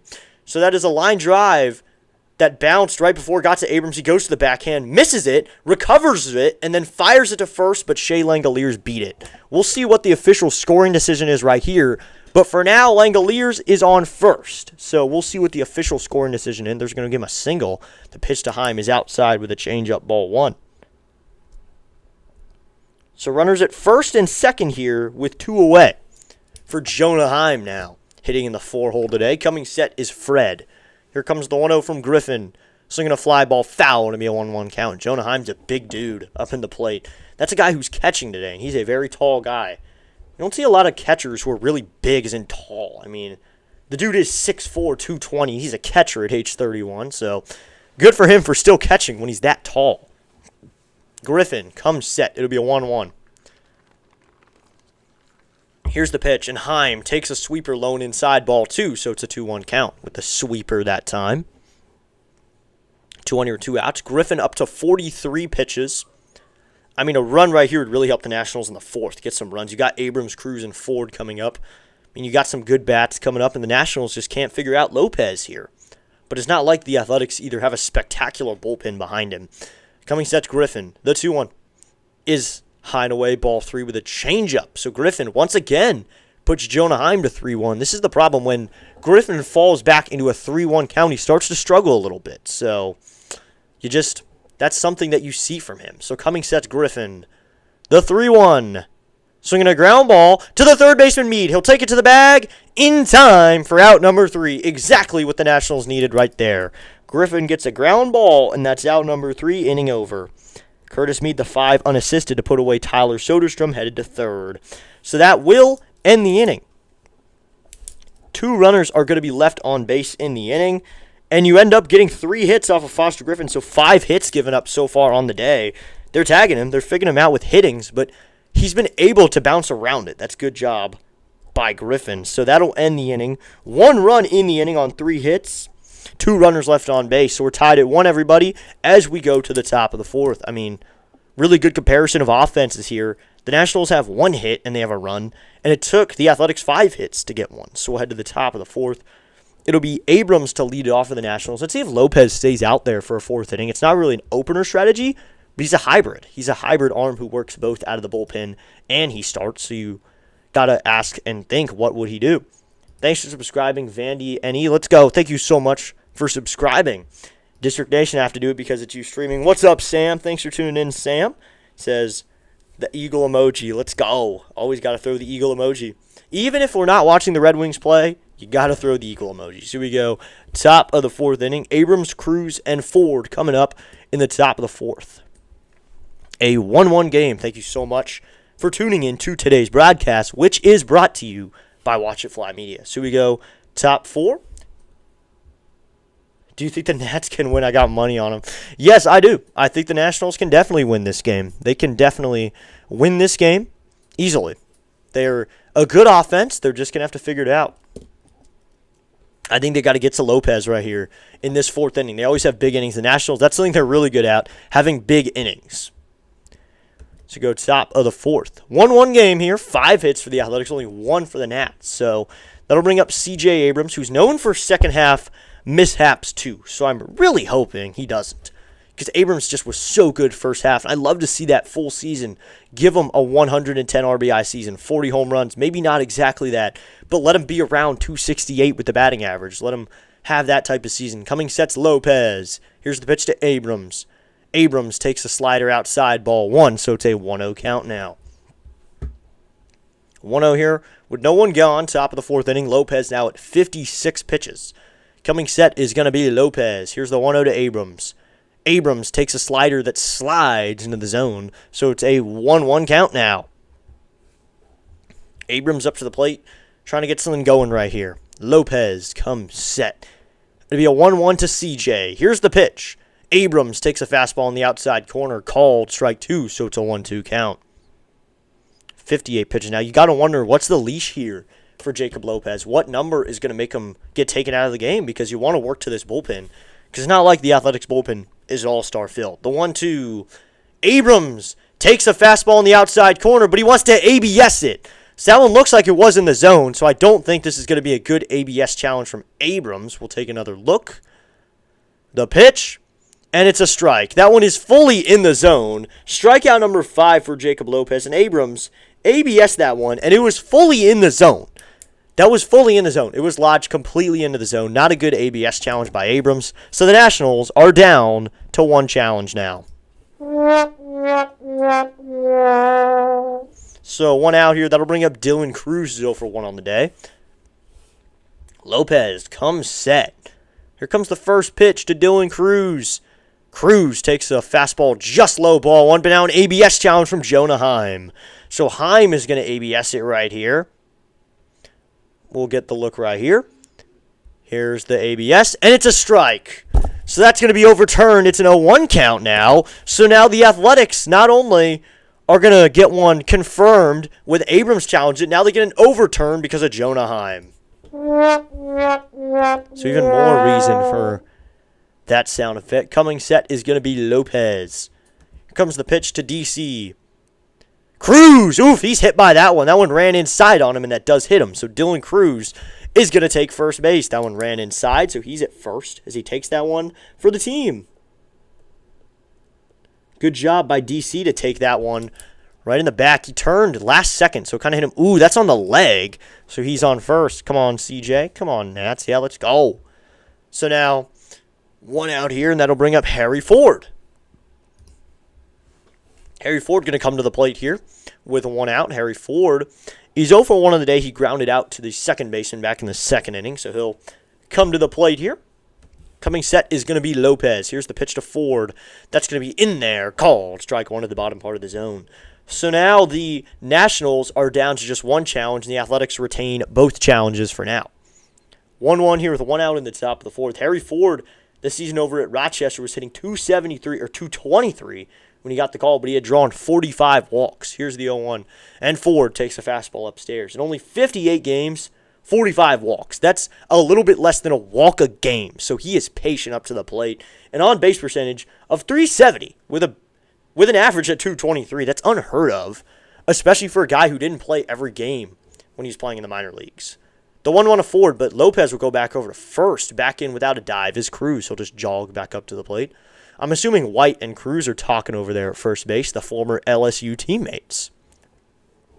Lopez comes set. It'll be a 1-1 here to Harry Ford. And Lopez will go back over to first again. So that's the second pickoff attempt. So 2 disengagements now. So now Cruz is free to go, but they might go a pitch out right here. They might go pitch out right here to bait Cruz to go against the lefty Lopez.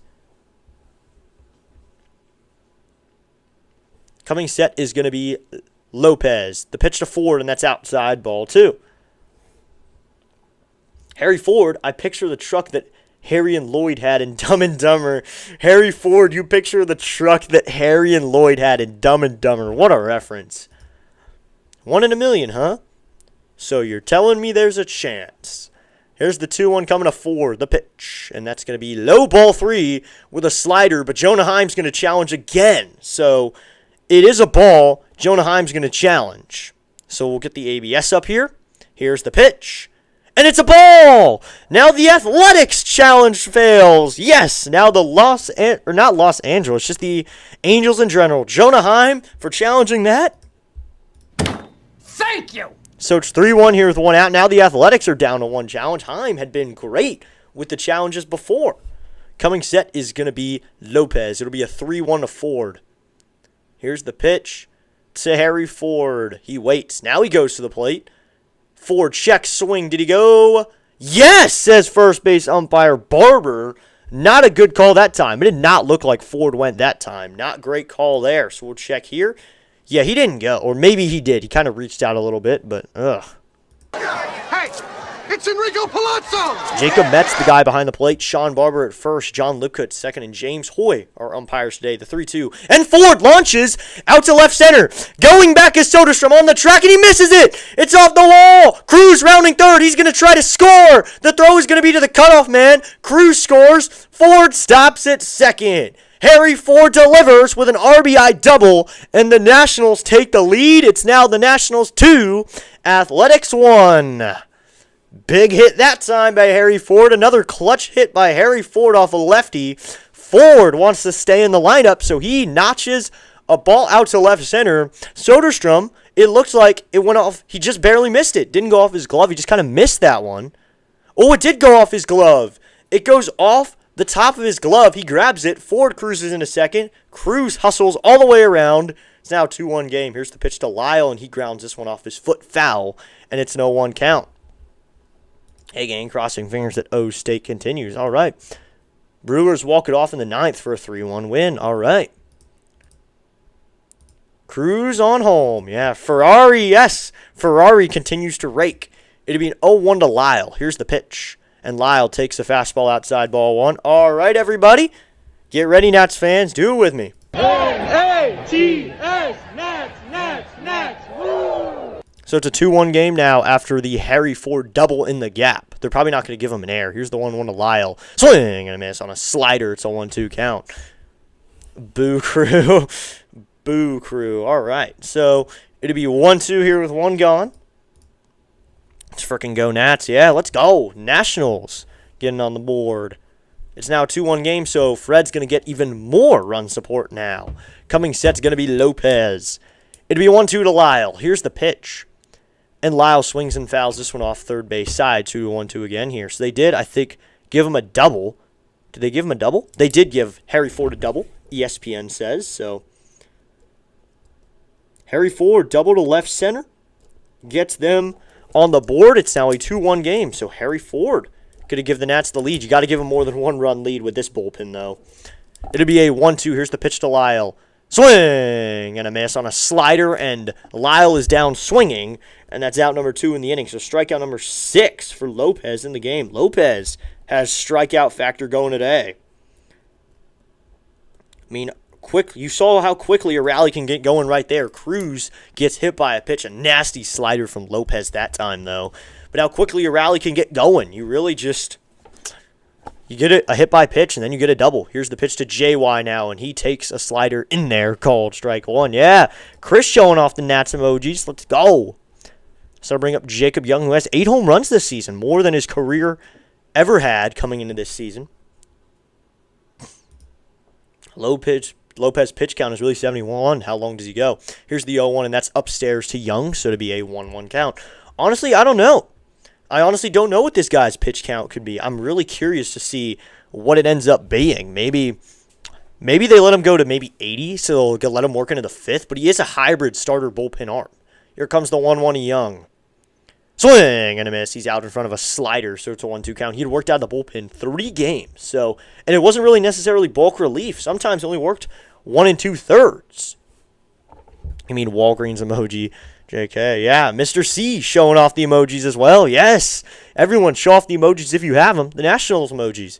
One of the perks of being a part of Districts Nation is you get the Nats emojis and the Watch It Fly emoji. Here's the 1-2 to Jacob Young from Lopez. Here's the pitch.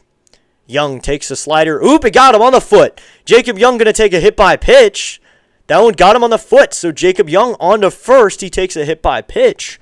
That is now the 4th free pass by Jacob Lopez on 2 strikes as well. It gets Young on the foot. So he's going to head down to first. So runners at first and second here. With two-way looking at the replay. Yep, it did get him on the back foot, he said. Okay, so no matter what, it got him. So runners at first and second here for 2 outs with Nasim Nunez coming to the plate. Now the pitching coach will pay a visit here to check on Jacob Lopez. Yes, got the Nationals, the Watch It Fly, and the other Nationals. Let's go. Hit by pitch, Jacob Young. Second hit by pitch of the inning. 4th free pass, so 2 walks, 2 hit by pitches in the game. Runners at first and second here with 2 gone. So Nasim Nunez up with a chance to drive in some runs. 2 on and Nunez is up. Let's go. Yeah, let's go.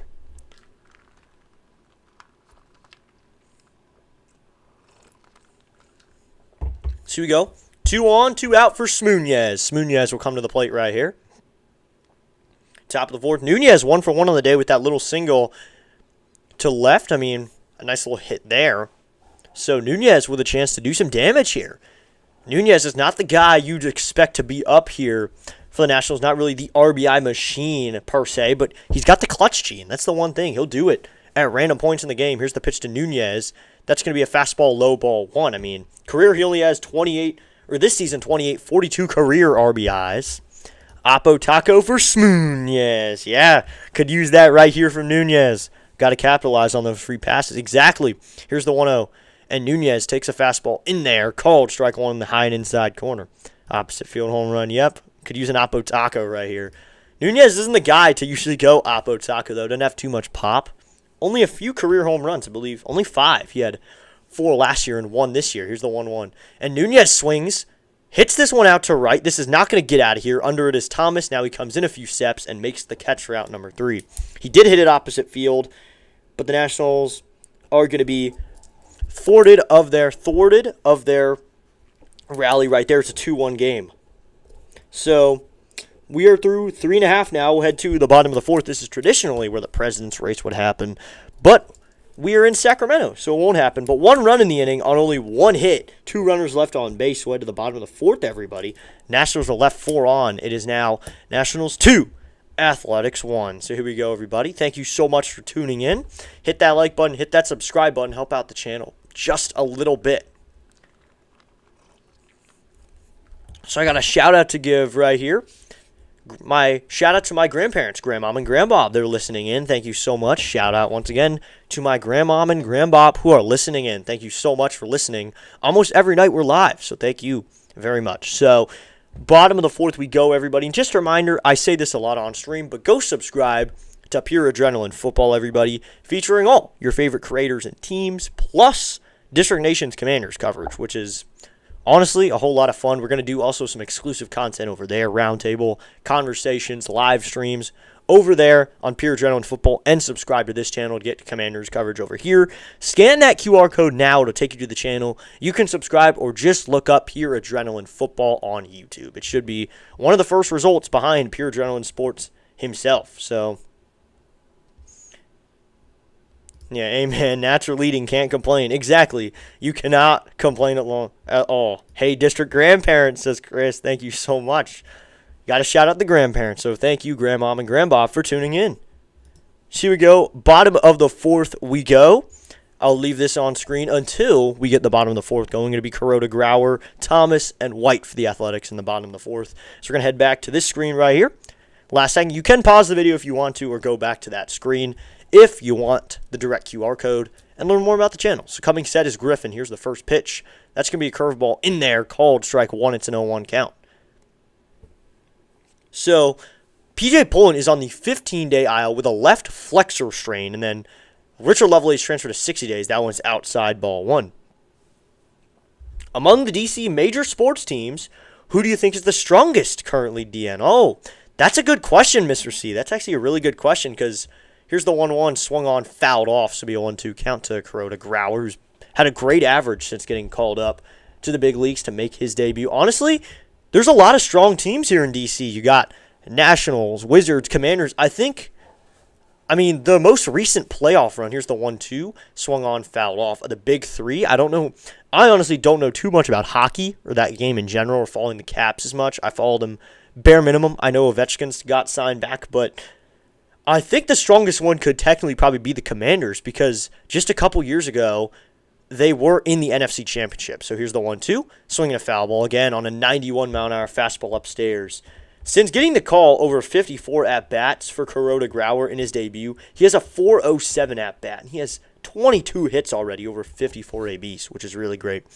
I think looking purely at numbers, you'd probably say the Commanders. Here's the 1-2, swinging a fly ball out to left, going back is Lyle, but he's under it, and Dalen Lyle will make the catch for out number 1 to get the bottom of the 4th going.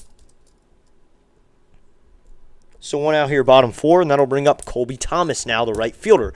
Let's go. We're up to 615 subscribers now, but looking at the future a little bit, I think the Nationals probably have more potential because of their farm system is a lot bigger than the other sports, and in general, the Nationals just have a good future. I think postseason is in their future. First pitch here to Colby Thomas, and that's going to be outside ball 1. So it's a 1-0 count. Ronnie's here. What's up, Ronnie? He says, hi, everyone. Thanks for tuning in, Ronnie. 1-0 here with 1 out in the bottom of the 4th. Griffin comes set. It'll be a 1-0 to Thomas. Here's the pitch. Swinging a ground ball. This is to the first baseman, Chaparro. He'll take it himself to the bag for out number 2. And there's 2 quick outs here for the Nationals. Fred kind of settling in after that tough 3rd inning. He's going to settle in here in the 4th. Get the outs he needs. So 2 outs here. A couple quick outs there. Settle now bring up Tommy Tanks. Tommy White will come to the plate here in the 7-hole. Kind of up at the big leagues due to Nick Kurtz being injured, but Nick Kurtz has been so good. Obviously, it's hard on them to not have Nick Kurtz in their lineup, and Tommy Tanks is going to try to fill in. Gave you like. Thank you so much, Ronnie. Coming set's going to be Griffin. First pitch to Tommy White is swung on. Grounded to the second baseman, Nunez. Fields cleanly, flips it into his hand, throws it over in time for out number 3, and that will end the inning. So 1-2-3 inning for the Nationals that time. They set down the Athletics. Fred settles in. 4 innings, only 1 run given up. No runs, no hits, no runners left on base. We're headed to the 5th, everybody. It's the Nationals 2, Athletics 1, right here on District Nation. DC does have some good teams now. All right, they do. That's one thing they do.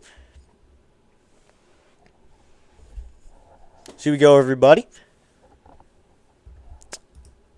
MJ back on here says, your grandparents, great job, young brother, calling the game. I liked and subscribed. Definitely will be coming back when I got money on the NATS. Nats. All right. I can't play the sound effect because that's reserved for when we score runs, but NATS, Nats. Woo. Got to say it there. Yabba dabba doo. Foster Griffin settling in, Mr. C. There you go. He is settling in. But the thing is, he doesn't have a strikeout yet, but it doesn't matter to me. However he gets the 12 outs he's gotten, I don't care how he does it. I don't care if he ends up with no strikeouts in the season. If he keeps this ERA right where it usually is, do whatever you want strikeout-wise. I don't care if you have 20 strikeouts or 1 strikeout. Heck, you can say it this way, a no-hitter's a no-hitter. Even though he doesn't have one going, but a no-hitter is a no-hitter. Way to go, Griff. Yeah. This dude's doing well. Yeah, you share a last name with Foster then. Even if it's a burner, you share a last name with him. So here we go, top 5. Top of the order for the Nationals. It'll be Wood, Mead, and Chappie to hit for the Nationals in the top of the 5th inning. Thank you so much, everybody, for tuning in. Be sure to hit that like button, hit that subscribe button. Help out the channel just a little bit. Thank you so much for tuning in, everybody. You're really helping out the channel just by being here.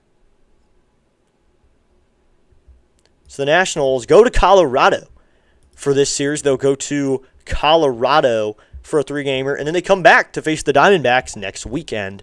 Then they have a homestand, which I probably won't be on the mic much for the Blue Jays series. Here comes the first pitch here to James Wood, and that's inside ball 1. I'm probably going to get out to a couple of those games. So James Wood going to get it going here. 1-0 count to him. Coming set is going to be Lopez. Here's the pitch to Wood. Wood swinging a miss. He's out in front of the slider once again. That slider's in the 70s. That's a good complimentary slider there when you have a good hard fastball. It is hard to catch up to a slider after seeing heat. He's got to adjust so quickly. Coming set's going to be Lopez. It'll be a 1-1 to Wood. Here's the pitch. Wood going to take a fastball low ball too, so it's a 2-1 count. James Wood up to the plate here. Famous for the second half fall-offs, and I just really hope he doesn't have that. I really hope he doesn't because he's so good this year. The 2-1 is inside, ball 3, and he's good at drawing walks too. Nats have a couple pitchers, and they have a bright future. Need a couple pitchers, and they have a bright future. Yeah, get us into the Mason Miller sweepstakes. Get us in there, and I have very high hopes about this team if we can get into those. Lopez sets the 3-1 to Wood. Wood swings and shoots this one right to the shortstop. Wilson, who's playing up the middle, he makes the catch for out number 1. Makes the pitcher Lopez fall over, getting out of the way. Wood shoots that one right up the middle, right back to Lopez. But look there, Jacob Wilson was playing right there on defense. So 1 down here, Lopez gets an out. So that'll bring up Curtis Mead now with 1 down. And now Lopez's day is over. After 4 1/3, they're going to take him out. They're going to go to the bullpen now. They're going to go to Alvarado right here. This is not Jose Alvarado. This is a different Alvarado right here. It's going to be a different one, but he'll face Curtis Mead right here. It's going to be Elvis Alvarado. He is a righty arm, so you'll probably see the lefties start coming in for the Nationals. You'll see their lefty hitters come in, but Alvarado will take over right here.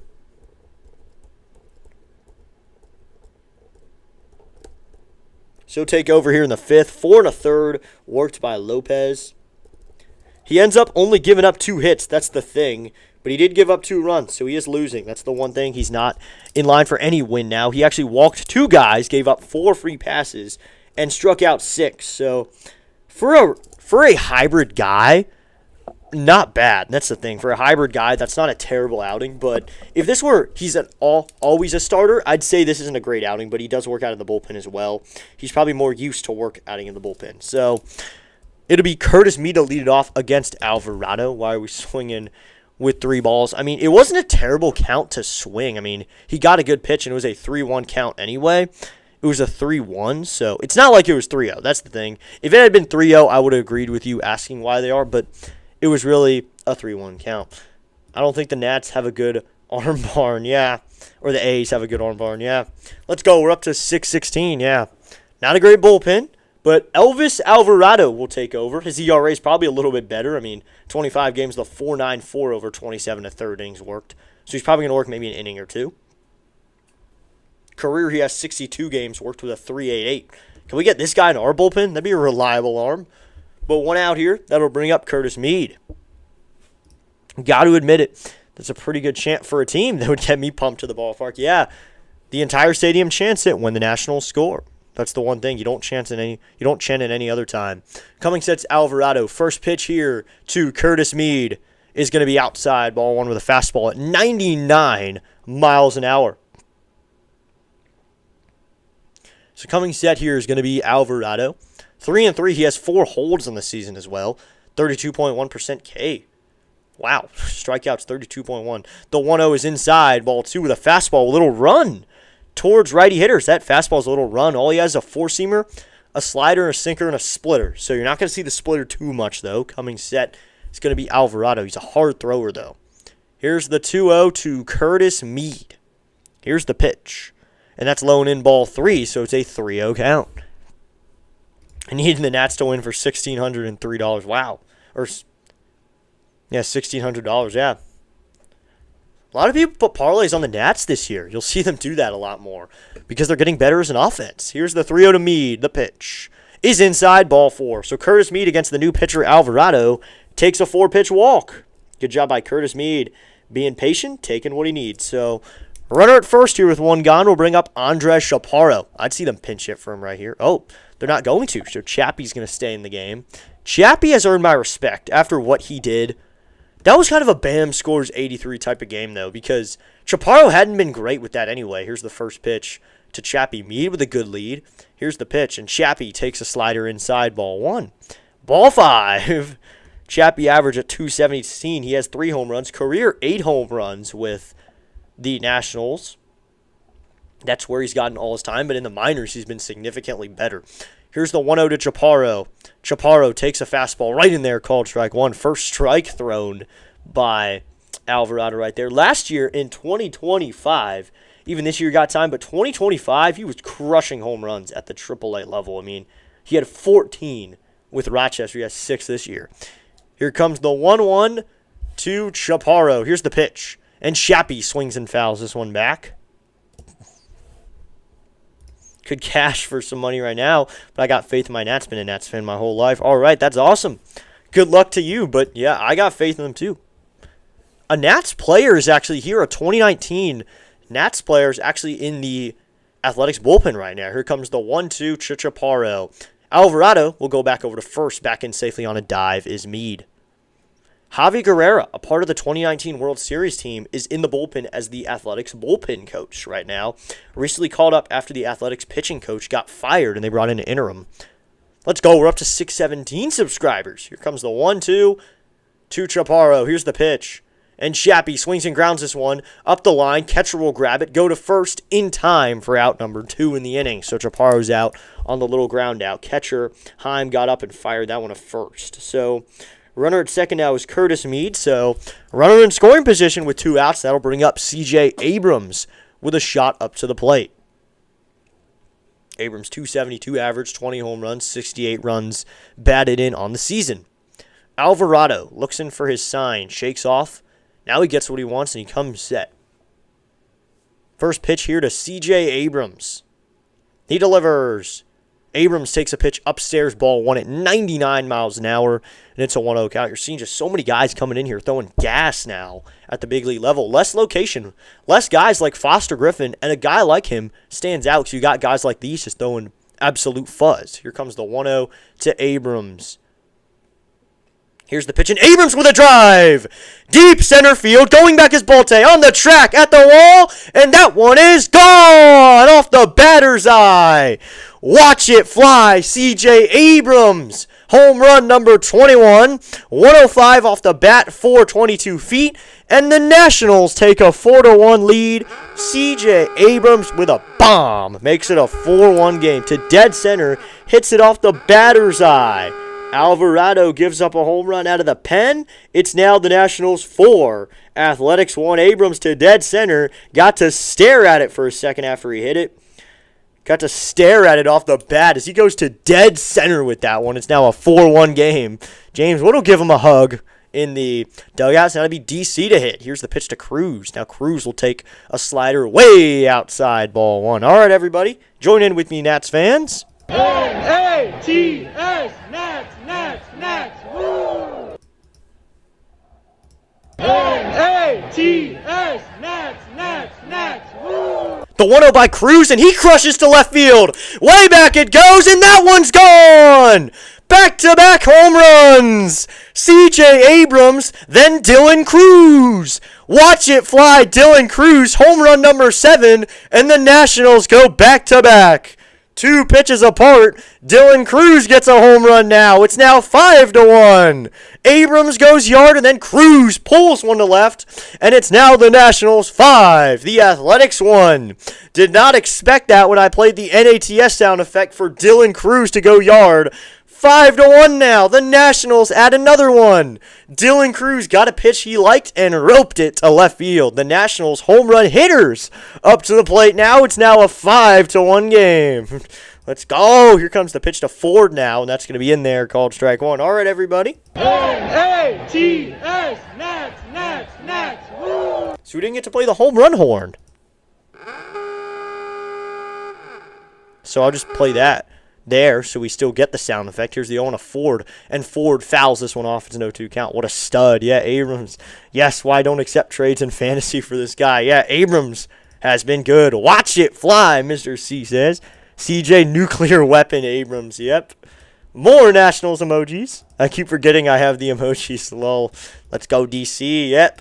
Here comes the 0-2 to Cruz, and that hits him, that's Ford, and that got him on an 100-mile-an-hour fastball. He'll take the walk to first. Ford gets hit by a pitch that time. Real run support for the Nationals now. Foster has some good cushion now, not even a save situation if we were in the 9th. Dylan Cruz and CJ Abrams go back-to-back. It's now a 5-1 game. Yes, more Nats emojis. Now the pitching coach will visit Alvarado. Ford takes an 100-mile-an-hour fastball right there. Watch it fly even more. Oof, that one got him on the left arm. He had an elbow guard there, but I think it got his arm. Triple digits got him, too. back-to-back. Yep. N-A-T-S. Nats. Woo! Keep piling it on. Yes, big inning for the Nationals. Now they got another one's on the board to get 3 more runs on the board.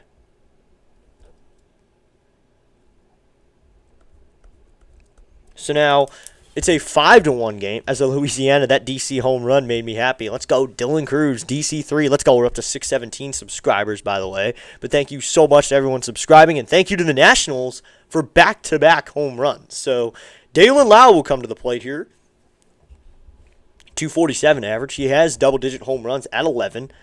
He's known for his second-half comebacks. I mean, last year, that 11 triple stretch. Here's the pitch to Lyle, and he swings and fouls this one off. Harry Ford was on the move on the play. He was trying to steal the bag, but another hit by pitch. Any warnings issued? No, I don't think so, but it's obvious that they were unintentional. All of them kind of slipped, and they were mostly breaking balls, some of them on 75-mile-an-hour sliders. I don't think they'd issue warnings for that. Here comes the 0-1 to Dalen Lyle's Alvarado comes set. Here's the pitch to Lyle. Here's the pitch, and Lyle takes a fastball upstairs ball on.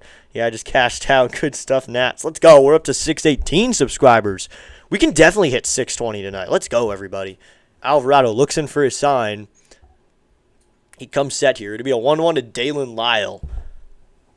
Here's the pitch to Dalen. Now Alvarado will go back over to first. Back in safely as Ford on the dive. Let's go, everybody. 5-1 game. The Nationals just piling it on now. And tomorrow, hopefully, they can pile on runs as well when they face the Rockies in a tiny stadium and Coors Field where the ball flies. Here comes the 1-1 to Dalen Lyle. Lyle swing and a miss, and a fastball up in the zone. It's a 1-2 count. So 1-2 here with 2 outs. Dalen Lyle will take a timeout now. But back-to-back home runs for CJ Abrams and Dylan Cruz.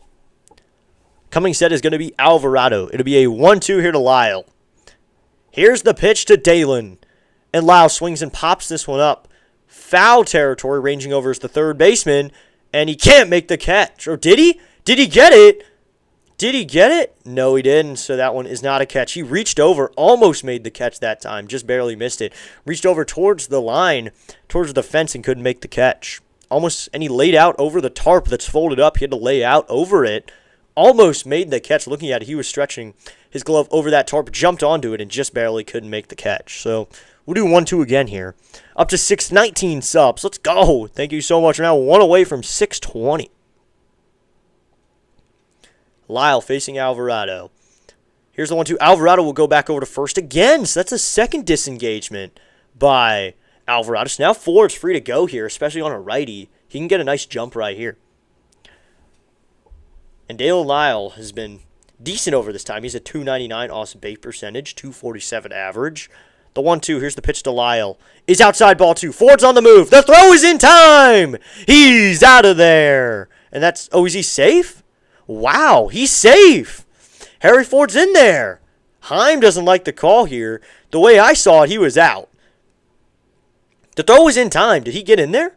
I guess he got in there, so Wilson says don't challenge it. We'll look at it again here from the side view. Yeah, Ford got in there. So he was safe. Excuse me, everybody. Ford does get in there. Looking at the dirt cam, he's there. So it'll be a 2-2 here. Here's the pitch to Lyle. Lyle swings and lines this one right to Wilson. He fields it off the ground. Fires it to first in time for out number 3, and that will end the inning. So that ends it, everybody. So the Nationals can't get anything going there. Wilson playing directly up the middle, but CJ Abrams and Dylan Cruz with back-to-back home runs turn this game around. It's now 5-1. Let's go. We just hit 620 subscribers. Thank you so much to these new subscribers today. 3 runs on the board, and that was on 2 hits. They were both home runs. No errors. And 1 man left on base. So here we go, everybody. It's now 5-1. Nationals have the leads. Now the bullpen, you can breathe a little lighter. Just get runs on the board because this bullpen is not great. So you have to get as many runs on the board as you can. So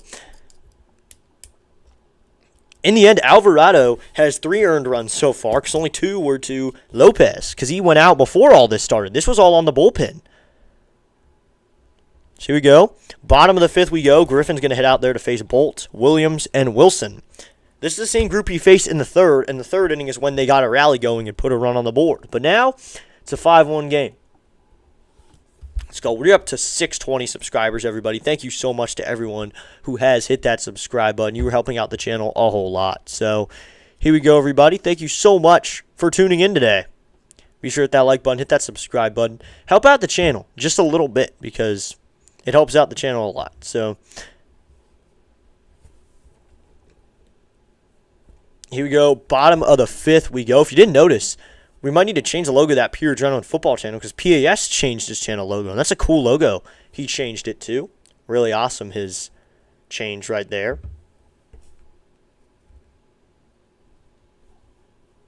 So we go. Bottom of the fifth. Bolte will lead it off. So you go bottom of the fifth inning.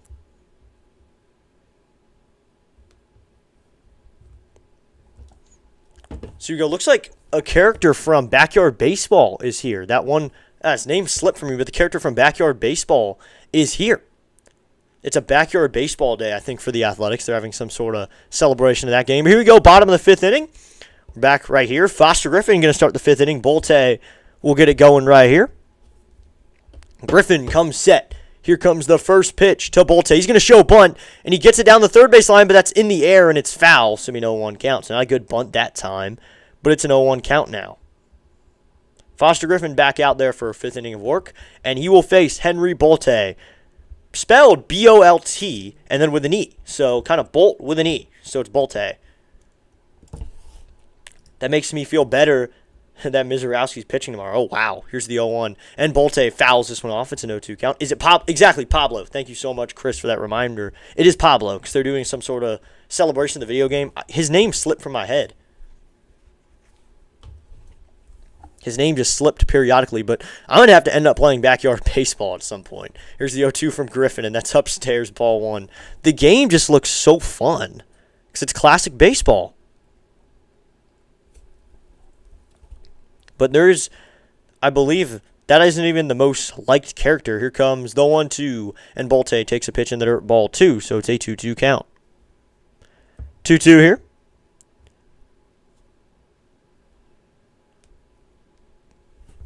Here, no one gone. Bottom of the fifth. It's Bolte. Thank you. Thank you so much. Here's the 2-2. Swinging a shot to center field. Coming in is Young, but Young's going to let it drop. It's off his chest for a base hit. So Bolte is not going to bolt his way to second, so he's going to stop at first with a base hit to center field. That is the sixth hit off of Foster Griffin. They've got his number, but they only have one run. So they're getting hits, but the Nationals field is getting double plays. Griffin is inducing ground balls, so this strategy may work, but he doesn't have any strikeouts either. So here we go. Here we go. I think that's not even everyone's favorite character is the first pitch here, and that's in there. Called. Strike one to Wilson, so it's an 0-1 count. I think Kenny's the one everyone likes. Kenny's the kid in the wheelchair, too. I played as a kid. It was a whole lot of fun, yeah. Here comes the 0-1 from Griffin. Here's the pitch. Swinging a shot out to right field. Going back is Cruz. This time Cruz is going to make the catch in the gap for out number 1. So 1 out here. In the bottom of the fifth, Griffin gets the first out. So 1 out here. Let's go. We're up to 621. No microtransactions either. Yeah, Pablo's the best player. Yeah. I like Kenny. Kenny's a good player, too. I saw Kenny. People get into rundowns with Kenny because he doesn't really get tired either. But he's so slow. But it's fun to try to hit a home run. So, coming set. It's going to be Griffin. Works exclusively out of the set position. Here's the first pitch to Jacob Wilson. And he takes it in there. Called. Strike 1. It's an 0-1 count now. 0-1 here with 1 out in the bottom of the fifth inning. You got the top of the order and Jacob Wilson up to the plate for the Sacramento Athletics, or whatever you want to call them here. Here comes the 0-1 from Griffin. Swinging, he just fouls this one off. That was a pitch way out of the zone with a changeup, and he ends up fouling it off. Back Road is here. What's up, Back Road? He says, evening, everyone. Heard about your channel from Dr. Delay. Thank you for tuning in. Yeah, thank you for tuning in, Back Road. Thank you so much for tuning into today's stream and subscribing. So it'll be 0-2 here. Here's the pitch. Swinging a ground ball, fouled on the first base line. Wilson hits the high cutter down the first base line. Foster up to 64 pitches now. I could see him working to the sixth inning. He routinely throws 100 pitches now in a game. So maybe we end up seeing this guy into the 6th or even the 7th inning. So Griffin has 0-2 on Wilson. He comes set right here. A splitter would be nice. Here's the 0-2. Swinging a ground ball. This is to the shortstop, Abrams. He's only going to go to 1-for-1, and that's out number 2. He only goes to first, so there's 2 outs now. Moving up to second on the play is Bolte. Bolte was running fast out of the box, and that ground ball wasn't hit hard either. So runner at second here with 2 outs. Moving up is Bolte to second because it wasn't hit hard. So 2 outs now. That'll bring up Tyler Soderstrom with a runner at second and 2 away. A 4-run lead for this Nationals team. Still concerned. It's only 4 runs. We need to add on a little bit more maybe. Just add on, get it done. The pitch is outside with a sweeper, ball 1 to Tyler Soderstrom. Thanks, Backroad, for tuning in. So here we go. 2 outs here. Tyler Soderstrom has had a lot of pop in this 2-hole. Here's the 1-0, and that's outside ball 2. He's had a good stretch of games these past couple of days. Been hitting for power.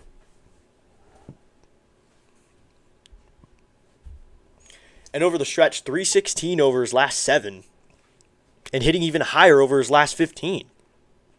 Comes the 2-0 from Griffin. Swinging a foul ball, and it'll be a 2-1 count. I mean, that one fouled away. Yeah, 316 and a 409 on base percentage, 318 over his last 15, and a 292 stretch over his last 30. He's been red hot over these last few games. I mean, just doing something right, but Griffin can hold him down. Foster comes set. It'll be a 2-1. Here's the pitch. Called. Strike 2, the sinker, and now he has Soderstrom on a 2-2 count. You know what's really interesting is the amount of ground balls that Foster is getting and the fact that he doesn't have any strikeouts, and he's still doing this, that this outing is still this good. And this starts the second half, so you don't know it's really a first half fluke. He's still getting it done. That third inning, he had 21 pitches. Every other inning has been 15 or less. The 2-2. Check swing. Did he go? No, and it's a 3-2 count on a splitter low and inside, so it'd be a 3-2 count. Doc never steers us wrong. Yeah, Dr. DeLay knows what he's talking about when it comes to other streamers and baseball in general. So he just said he didn't go on that check swing. Third base umpire Hoy says he doesn't go. To be a 3-2. Coming set to Griffin. He's about to throw pitch 71. The 3-2. Called. Strike 3. Griffin has his first strikeout of the afternoon, and it's looking, and that's out number 3 here for the bottom of the 5th. We are through 5, and Foster Griffin gets a looking strikeout. That's out number 3. Great work by Fred right there. 1 hit in the inning, 1 man left on base, and he gets his first strikeout of the afternoon as well. And it's looking on the low and outside corner. 1 hit, 1 man left on base. We're going to head to the 6th inning, everybody. It's a 5-1 game. Good job by Foster Griffin right there. Got his first strikeout when he needed it. Exactly when he needed it, too. He needed it in one spot. He got it at the perfect time. He strikes out Soderstrom, who has not been an easy out. He's through 5 now, and he's only at pitch 71, so his pitch count is low. So keep him in. Keep him in. Let him dominate. Yeah, got a strikeout, and he got it looking for out number 3. So Jacob Young, Nasi Nunez, and James Wood will hit in the top of the 6th inning, everybody. Thank you so much for tuning in today. As we head to the top of the 6th. I mean, now they're probably going to get rid of Alvarado in this game. They're probably going to want a different arm on the mound. They're probably not going to want him to stay out there. Here we go for the top of the 6th. I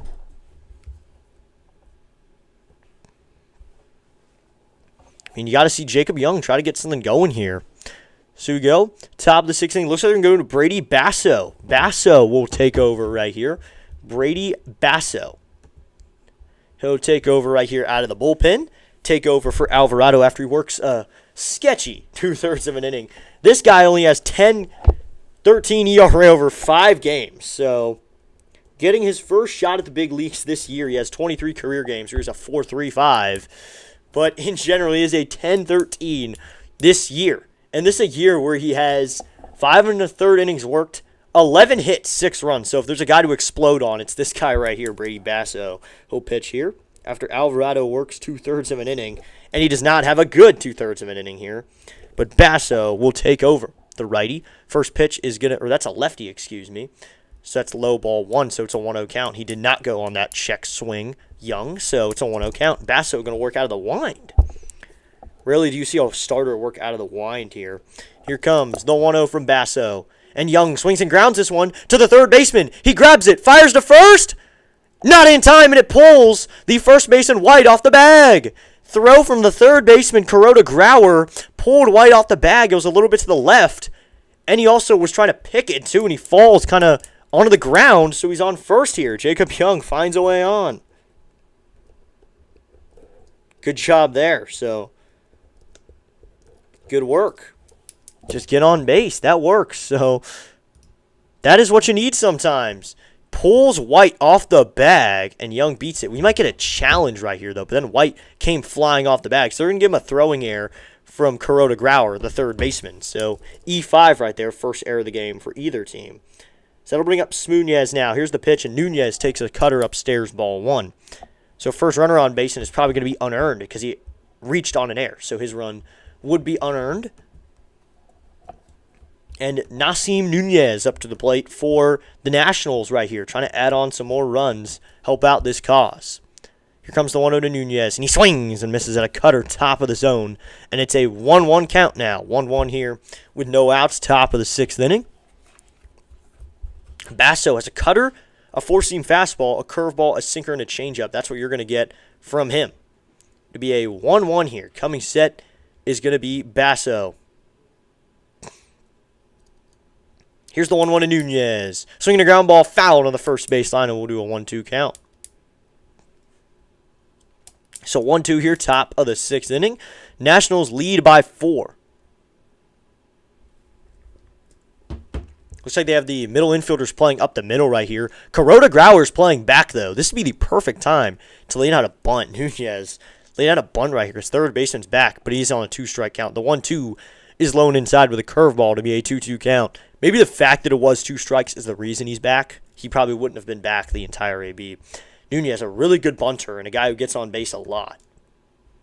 And also currently leads the league in stolen bases with 37.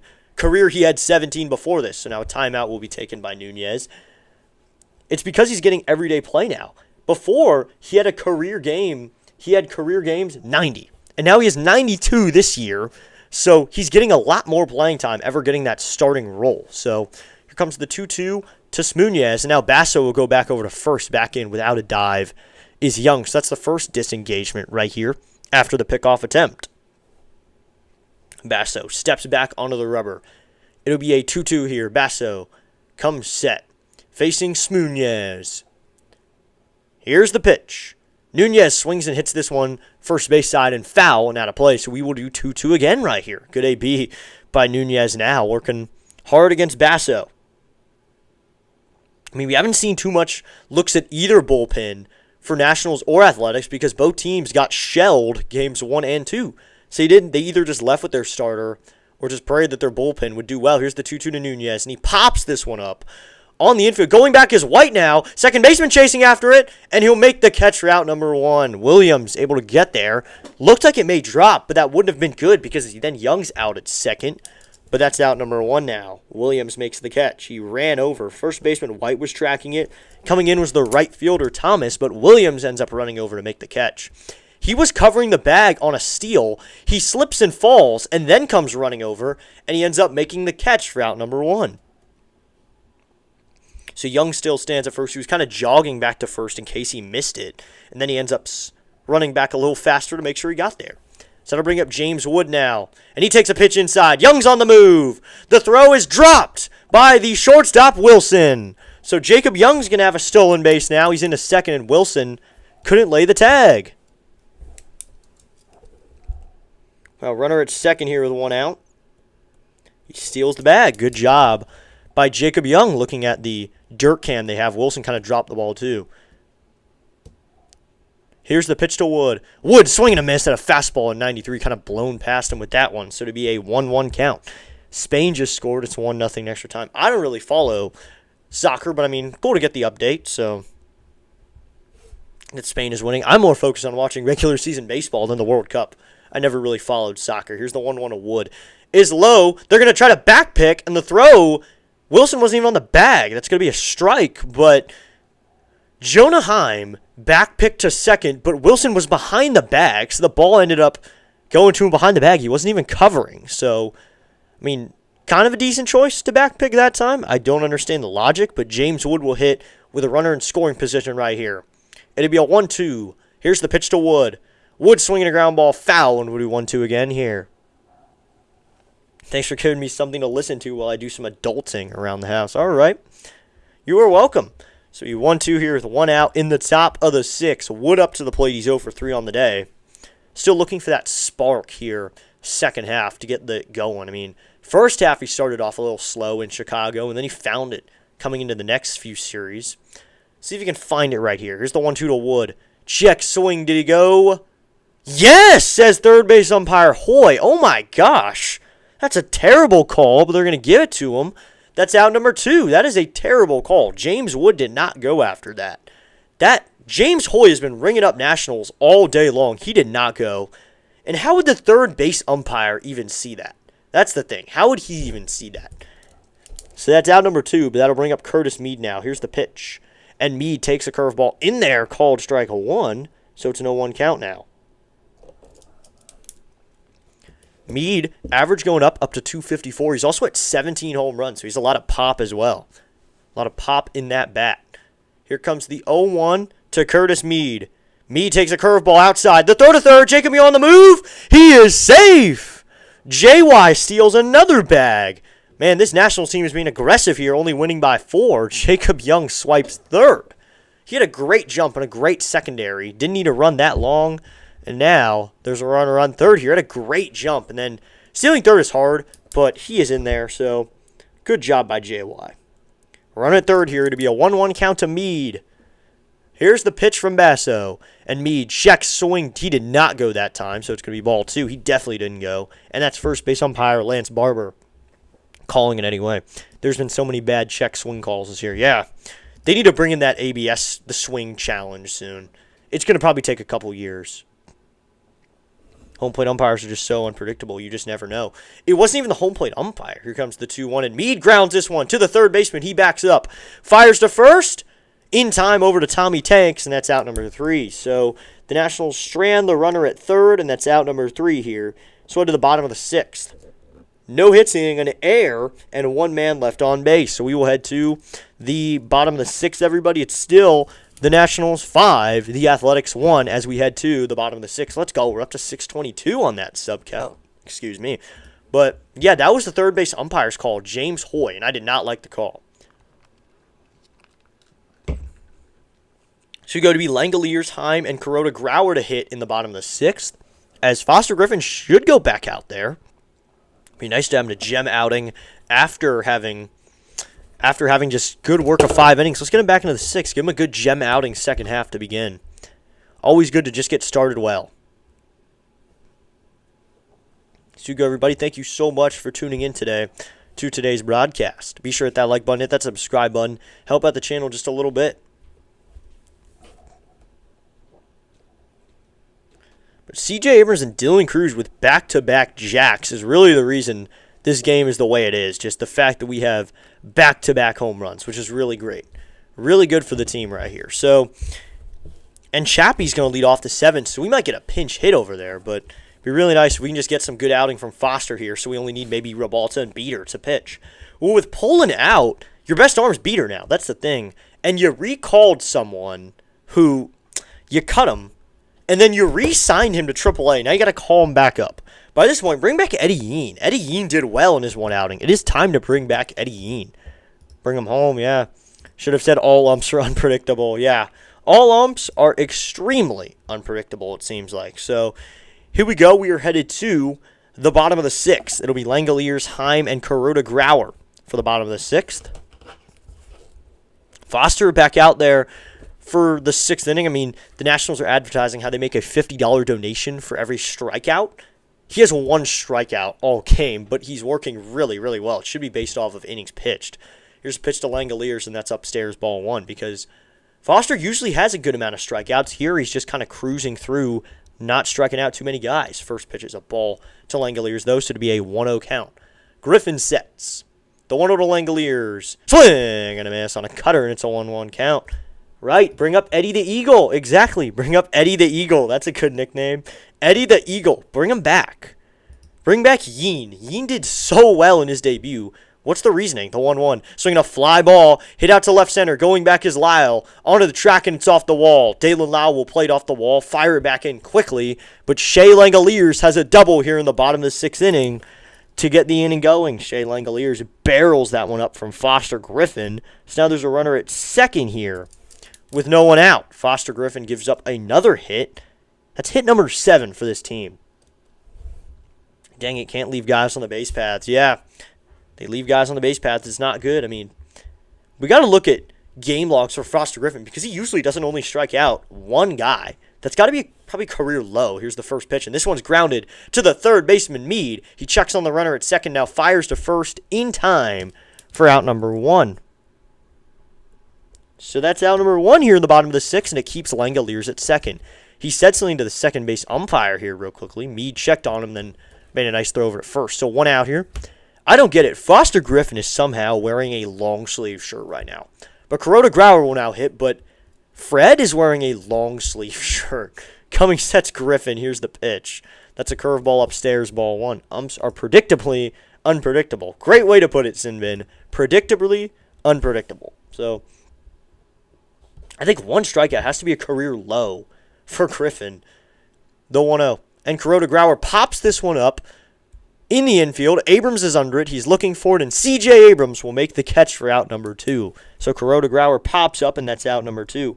He had 1 strikeout back on April 11th when he pitched against the Brewers and went 5 1/3, 1 hit, 3 walks, and a strikeout. So he has had an outing where he had 1. So it's going to be 1 is his career low. I think he's had a double-digit outing before. Actually, he's only had 9. The most he's had is 9 in a game. Fred sets. Here's the first pitch to Colby Thomas, and he fouls this one off. It's an 0-2 count. Fred should be able to work in the 7th here if he gets this out quickly. He's now at 78 pitches here in the 6th inning. So 7th inning is not out of the range for him. Give us a great outing to start the second half. Griffin looks in for his sign. He's got it, and he comes set.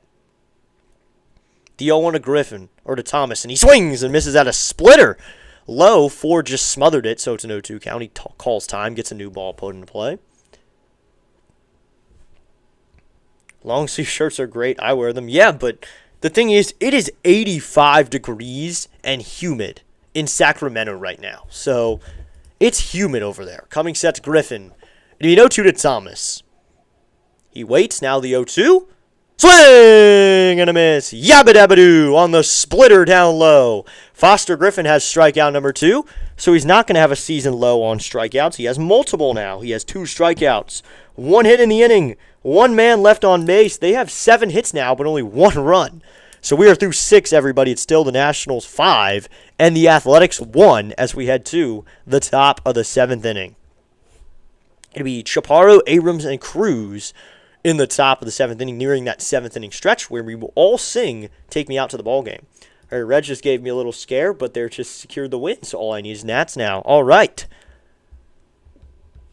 Into the 7th inning here, everybody, for this matinee baseball game on a Sunday afternoon. I mean, it's 5:50 already. This game hasn't been going long. I mean, only 2-hour stream basically, just hit 2 hours, so that's crazy, and we're already into the 7th inning, so it's a quick game here, including pregame, so that's the length of the stream. Here we go, everybody. Let's check on some scores around the league. We're one of the last games that's still going, only a few left. Then we got Sunday Night Baseball tonight, but first off, the Nationals are beating the Athletics 5-1. That's pretty obvious. I don't care what Griffin's wearing, he's raking. Yeah, exactly. Yabba dabba doo, Foster, just keep doing what you're doing. And he's using the splitter well. Angels beating the Tigers 2-1 in the top of the 6th inning. Giants and Mariners tied in Seattle at 3 in the top of the 6th inning. Cardinals beating the Diamondbacks 7-0 in the top of the 6th. And those are all the games going on right now. Tonight at 7:20 will be Sunday Night Baseball, Dodgers at Yankees. In Game 1 of that series, the Dodgers beat the Yankees 8-2. Yamamoto got the win, and Schlittler took the loss. Cam Schlittler starting to just lose it a little bit. I mean, 4 1/3, 3 runs. So in a rematch type of game, Red Sox beat the Rays 6-1. The White Sox beat the Blue Jays in Toronto 3-0. The Mets beat the Phillies 6-1. Braves beat the Rangers 8-5. Pirates beat the Guardians 7-1. The Orioles beat the Astros 5-2. The Padres slaughtered the Royals 19-2. The Brewers beat the Marlins 3-1. The Cubs slugged out the Twins 10-1. Here's the pitch to Chaparro. It's going to be a curveball in there called strike one. Reds beat the Rockies 9-6, and those are all the finals today. So, 0-1 here to Chappie. Basso into the wind. The 0-1 to Chaparro. He swings and grounds this one off of Basso to the shortstop Wilson, who fires to first, and he tags Chaparro for the out. The throw took the first baseman White off the bag, but he ends up tagging Chaparro for out number 1 here in the top of the 7th. Good play there. Deflected off the pitcher to Wilson, who then fired it to first for out number 1. Oh, man, if he could go 8 innings, that'd be huge going into that Colorado era. Oh, yeah. Today, now it's a 4-run lead, but this is still a game where you might need Beater or Disney. So I would really like it if Foster could give us 8 innings. And let's go. We're up to 6:23, but here's the pitch now to Basso to Abrams. That's upstairs, ball 1 with a curveball. I agree with you, DN Dad.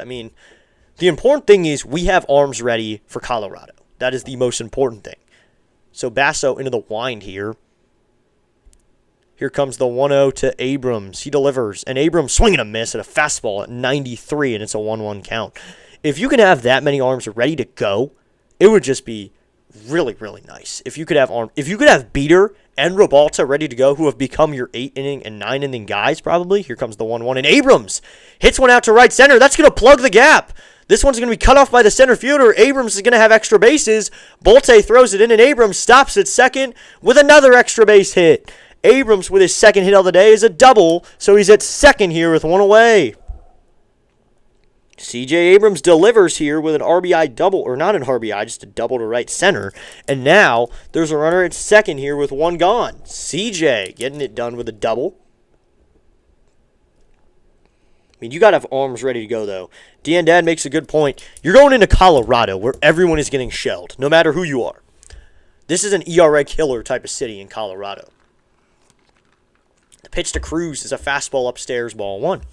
Feels like only the Mets among the NL East teams will be sellers this year at the deadline. Yeah, I agree. I think the Nationals could stay maybe a soft buy right here. Just maybe go get Luke Weaver. That'd be my recommended pick. Here comes the 1-0 to Cruz.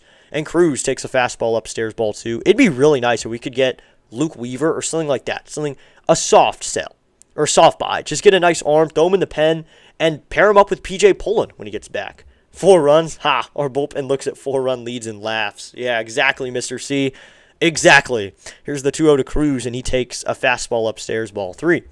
If we could use Disney, and I think you're going to need Beater. You're probably going to need Beater today. Beater hasn't pitched in a while, but you're going to need one of them. You're going to need Beater or Robalta, but it'd be really nice if Foster could give us 8 innings right here.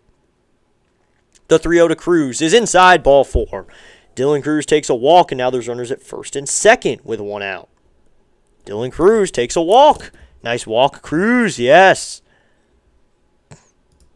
Let's go, Abrams. Whip Music just subscribed. Thank you so much, Whip Music. Thank you so much, man. Subscribing up to 623. So that'll bring up Harry Ford, who has been raking since he got up to the big league level. He got the off day on Saturday, but now here on Sunday doing really, really well here. Drew Millis, someone's out for your money.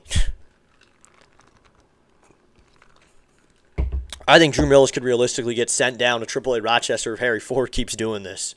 Coming sets Basso. The pitch to Ford. And Ford swings and fouls this one back. A multi-hit game on Friday. Didn't play on Saturday, and then on Sunday he does that. I think Ruiz is in run for his money. If we face a lot of righties and Ford proves he can hit a righty, Ruiz has a run for his money because Ford is showing he can draw walks. He's a good defender. I don't know, and he made one of our bullpen arms better. Here comes the 0-1, but Basso will turn around and check on Abrams at second. No throw, he'll just turn and check on him. So 0-1 here with 1 out to Harry Ford up to the plate. Coming set is going to be Basso. He shakes off. Now he comes set. Here comes the pitch to Ford, and that is called. Strike 2 on the outside corner. It's an 0-2 count. So Harry Ford, he does well with, apparently, he does well with Foster, too. Ford pairing with these pitchers is doing better. He did well with Cavalli. He did well with Foster. He did well with Cornelio. He's doing well with the guys he pitches with. The 0-2. Check swing. Did he go? Yes, he did, says first base umpire Barber, but it did look around like Harry Ford went around that time. So Ford is going to be rung up on the strikeout, so 2 strikeouts now. Harry Ford, they're going to ring him up on the swing, so 2 outs now. That'll now bring up Dalen Lyle with a chance to drive in some runs. Basso steps back onto the river. Why didn't Ford play Saturday? We did not play Ford because Blake Butera really likes playing the matchups. And we have K-Bat Ruiz, who's a switch hitter and a good hitter. So not playing Ford was just because we were facing a righty. Here's the pitch to Lyle, and that's inside ball 1. They were just doing that because we had a good lefty and righty hitter in Ruiz, and they were facing a righty. So they're probably going to let Ford get all the starts against lefties now. They're going to let Ford, who's a natural righty, no switch hitter. Here comes the 1-0 to Lyle. He swings and fouls this one off, so it's a 1-1 count. They wanted a guy like Ford to play against lefties and Ruiz to play against righties, and I really like that strategy. That is the perfect strategy to have. I don't mind it at all because it works. We're at 500 right now. It looks like we got a couple arms warming up. Justin Lawrence is using a throwing hammer, and Clayton Beater is doing J-bands. So those are little nuggets right there. Here comes the 1-1 to Lyle. Lyle swing and a miss on a sinker on the lone inside corner, so it's a 1-2 count now. 1-2 here with 2 outs. Basso now at 32 pitches. He's been doing well in this bulk relief role. Didn't give up a run, so hasn't given up a run just yet. But now you're facing dangerous Dalen Lyle right here. Coming set's going to be Basso. It'll be a 1-2 to Lyle. Here's the pitch. Lyle swing and a miss on a curveball way out of the zone, and Lyle is down swinging. 2 strikeouts in a row for Basso, and that will end the inning. We'll see if Griffin goes out in the 7th inning. 1 hit, 2 men left on base. But for now, it's time to stretch, everybody. 7th inning stretch. Get up, stand up, and sing "Take Me Out to the Ball Game." We will be back in just a moment.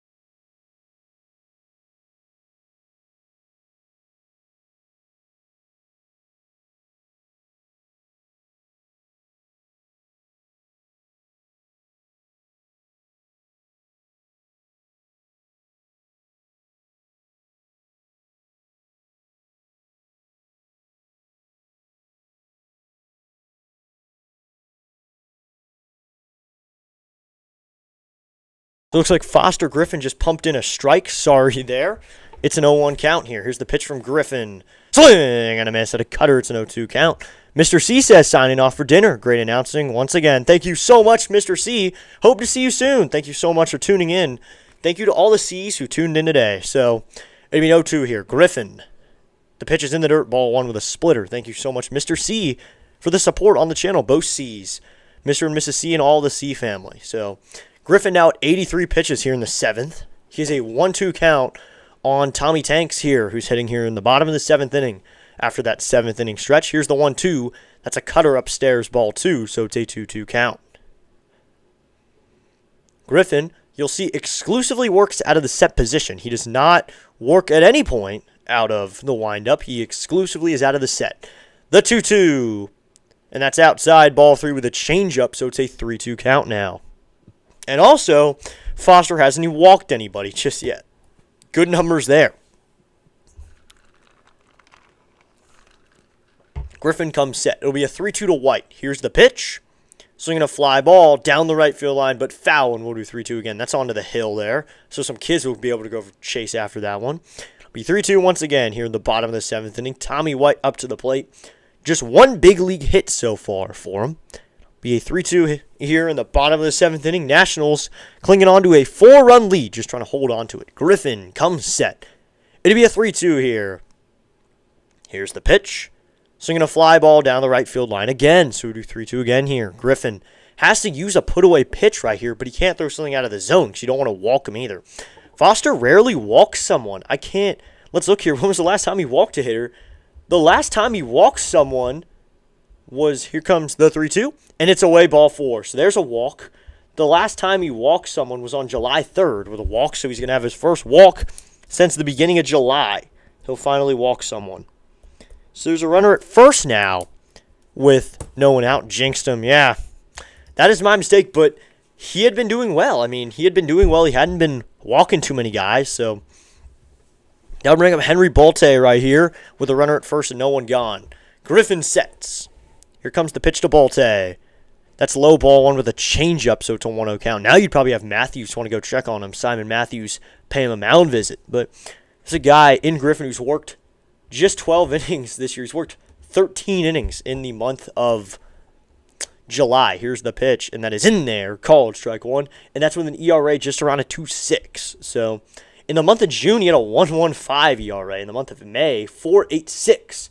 2.51 in April, and in March in that first game, he only worked 5 innings and 2 runs. Here's the 1-1. Swinging a ground ball at Nunez. He goes to Abrams for 1. Throw to first. Double. Oh, he's safe. Bolte beats it out. Chaparro pointing to first, so we'll see what if they want to challenge here. Is Bolte going to be at first? We'll see if they want to challenge right here. Griffin got a double play ball. That's the thing. Bolte was hustling out of the line. Nunez made the mistake. He flipped it up to Abrams instead of throwing it quickly. And we might get a challenge right here. We may get a challenge. Ooh, this is close. This is really close here, everybody. This is really close. Ooh, he might be out right here. We'll see if we do get a challenge right here. We might get a challenge right here. So looks like we are going to get play under review. We're going to get the play under review here. It's either a fielder's choice or an out. I don't see any inconclusive evidence, though. Because it needs to be unchallengeable. Ooh, this is close. This is close. I don't know. We need another angle besides just that one angle. But Nunez, I think he was a little slow with the flip. He flipped it up to Abrams. So we're looking at another angle here. It was a little slow with it, but here's another angle here. Chaparro stretched out. Ooh, he may be out. I don't think he was fully on the bag there. Here's another good angle, so we see if his foot's on the bag. So he may be out right here. He's hovering the bag. I think he's out right here. I think he's out. We might get an overturn right here. It'd be nice if we get a double play right here. Or just get another one next pitch. I mean, was that a splitter? It was a sweeper to get that ground ball, so good job there, but a sweeper to get it. You'd think he'd get a splitter on a play like that, but we'll get the play under review right here. Bolte really bolted out of the box, though, so looks like we're about to get the call right here. So let's see. Play is still under review here. We're getting the call soon. Here's another angle. Ooh, he may be out right here. I think he's out. I think he's out. Yes, he's out. Double play. It's overturned. Yes, it's overturned, and it's a double play on the 4-6-3.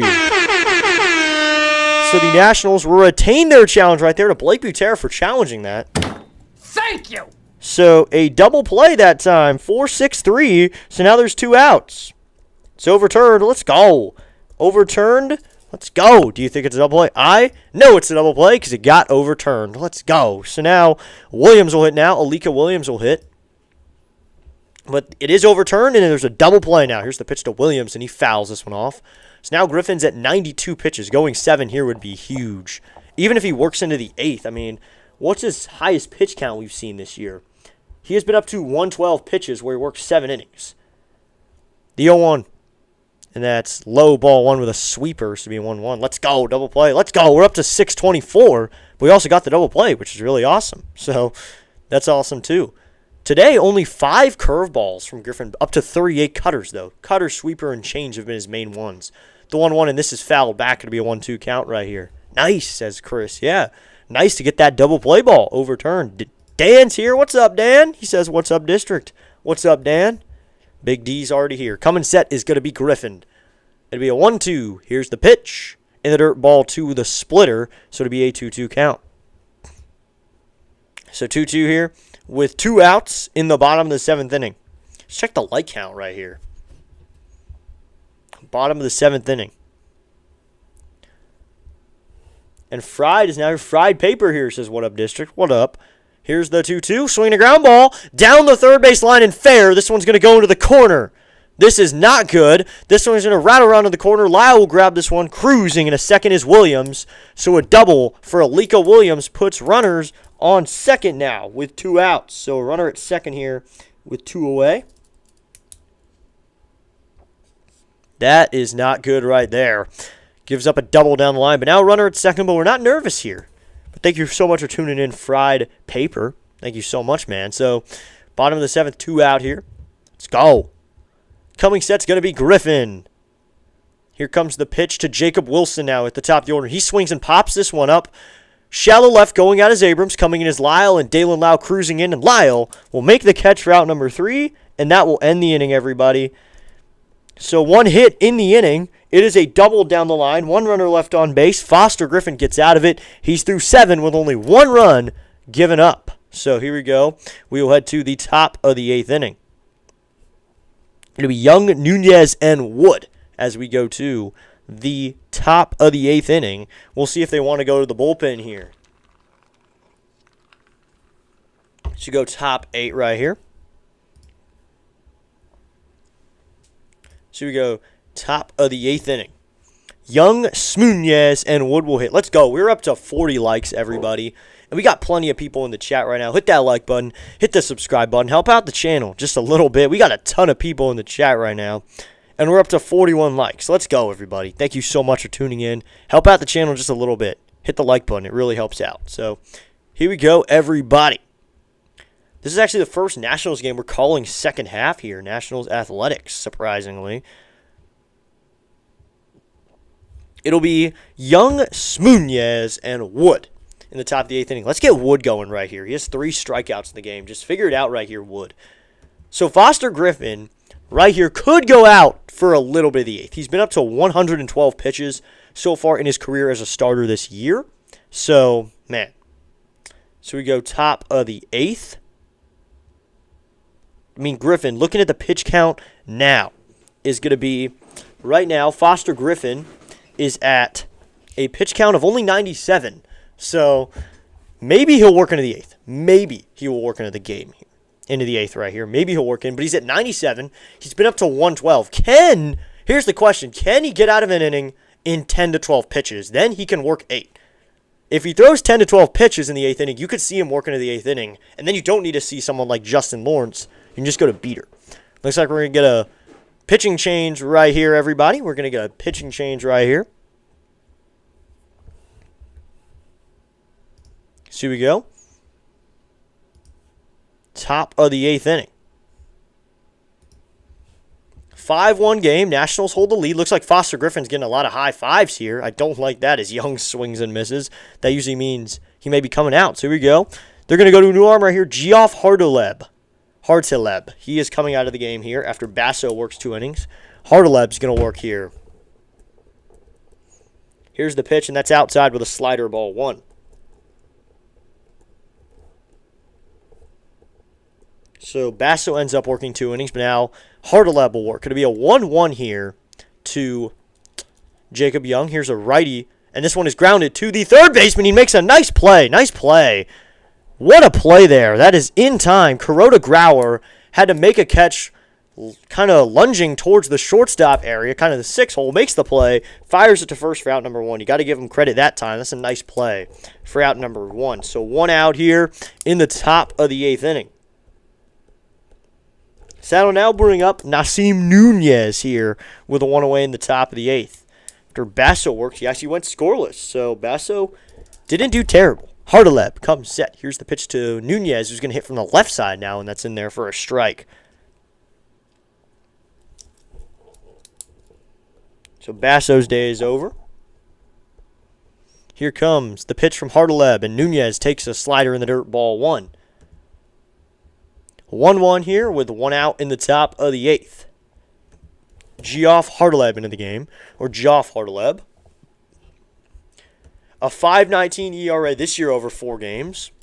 Here comes the 1-1 from Nunez. Swinging a ground ball, foul. It'll be a 1-2 count now. 1-2 here with 1 out now. Corey Ray, the first base coach, made a nice play on that one. Then fires it into the stands. So 1-2 here with 1 out in the top of the 8th. Nunez up to the plate, 247 average for Nunez. 8 2/3 innings worked is all Hardeleb has on the regular season this year. And Nunez takes a slider in the dirt, ball 2. So it will be a 2-2 count now. 2-2 here with 1 out. Hardeleb steps back onto the rubber. He looks in for his sign. He's got it. Age 32, veteran arm for the Athletics. The 2-2 is outside, ball 3. So it's a 3-2 count now. He's a career ERA of 7.69, though, over his 72 games worked. So isn't a great arm, but the Athletics employing him, so they're employing him to pitch. Wonder if Foster heads out there for an 8th inning. The 3-2, and Nunez grounds this one to the first baseman. That is Tommy Tanks. White will take it himself, and Tommy White puts away Nunez himself for out number 2. So 2 outs now, and that'll bring up James Wood here with 2 outs. Now gets to hit against a righty. Let's see how he does against a righty, see if he can do anything here. James Wood average slowly falling. Is down to 272 now. 28 home runs, 66 runs driven in here in the top of the 8th. Hardeleb looks in for his sign. He's got it, and he comes set. First pitcher to James Wood is outside, ball 1 with a slider, so it's a 1-0 count. 1-0 here with 2 outs in the top of the 8th. Hardeleb looks in for his sign. He's got it, and he comes set. It'll be a 1-0 here. Here's the pitch to Wood, and Wood takes a sinker outside, ball 2. So it's a 2-0 count now. 2-0 here with 2 out. James Wood up to the plate. It'd be really nice if Wood could just leave the yard right here. That'd be really nice. Get back into that rhythm he had first half. Looks like Tom Cosgrove warming up for the Nationals. And this one is grounded. Second baseman makes a great play. That's Williams. He fires to first in time for out number 3, and that will end the inning. A 1-2-3 inning in the top of the 8th, so the Athletics do get it done. They'll go after a 1-2-3 to hit in the bottom of the 8th. No runs, no hits, no runners left on base for the Nationals. We head to the bottom of the 8th. It's the Nationals 5, Athletics 1, right here on District Nation. Everybody, if you want to help out the channel just a little bit, you can. You can help it out a little bit more, first by liking and subscribing, because that's free. And then, if you want to go above and beyond for the channel, you can join Districts Nation, or you can donate to the channel. If you join Districts Nation, you get exclusive channel content. You get to be a part of the district board, which is a board where I'm putting all the members, and it's going to be on live streams. So I'm making that right now, going to make it look really nice. Then exclusive chat icons, emojis, and more. And for donations, a special shout out, a special Watch It Fly call specialized just for you. And the Watch It Fly call goes for Districts Nation members as well. You get that as well. You get all that if you join District Nation's members. But donations, you get a little bit as well. But if you join the members, you get everything donations get, plus more, and you get it a lot. So thank you so much, everybody. Please, if you want to help out the channel, I'm not going to force anything, but if you want to help out the channel at all, donations or District Nation's members. So thank you so much. Thank you even for considering it. But back to the game, everybody. Thank you so much. So here we go. Bottom of the 8th. Come on, Nats. We got to hold him. 6 more outs. Yep. Yeah, Ian's here saying what up to Dan. What's up, Ian? So here we go. Bottom of the 8th. Looks like Tom Cosgrove's going to take over. So Foster Griffin day is over. Foster Griffin, what an outing, though. What an outing by Foster Griffin. Foster Griffin, a spectacular 7 innings. So salute to him. What an outing. So Tom Cosgrove is going to pitch at least 1 inning here. He'll have the 2, 3, 4 part of this order. Let's see how he does right here. I mean, 8 hits given up by Griffin, and he only gave up 1 run, which is really impressive, and only 2 strikeouts, 1 walk. The numbers are amazing, to be honest. So now another lefty will come out of the pen. It's going to be Tom Cosgrove here in the 8th. Cosgrove will try to hold it for now in a 4-run game. First pitch here to the fellow lefty Soderstrom is going to be a sweeper that can't clip the top of the part of the zone, so it's a 1-0 count.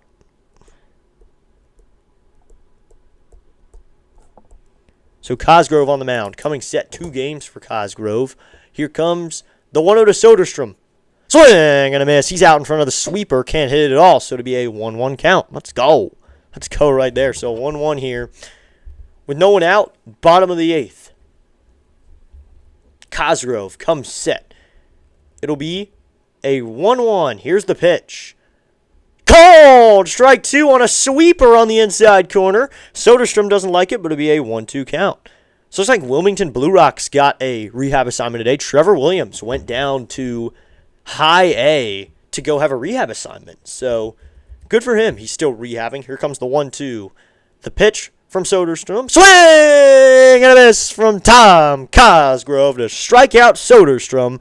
And that's out number 1 here in the bottom of the 8th. Tom Cosgrove just having a nice little outing there. Gets a strikeout of Soderstrom. He goes back to that sweeper. That sweeper is basically the only pitch you're going to see from Cosgrove, and it is nasty. You know it's coming, and he overuses it. So 1 out here in the bottom of the 8th. Tom Cosgrove. Remember the name, everybody. Remember the name. Not a terrible name. So here we go.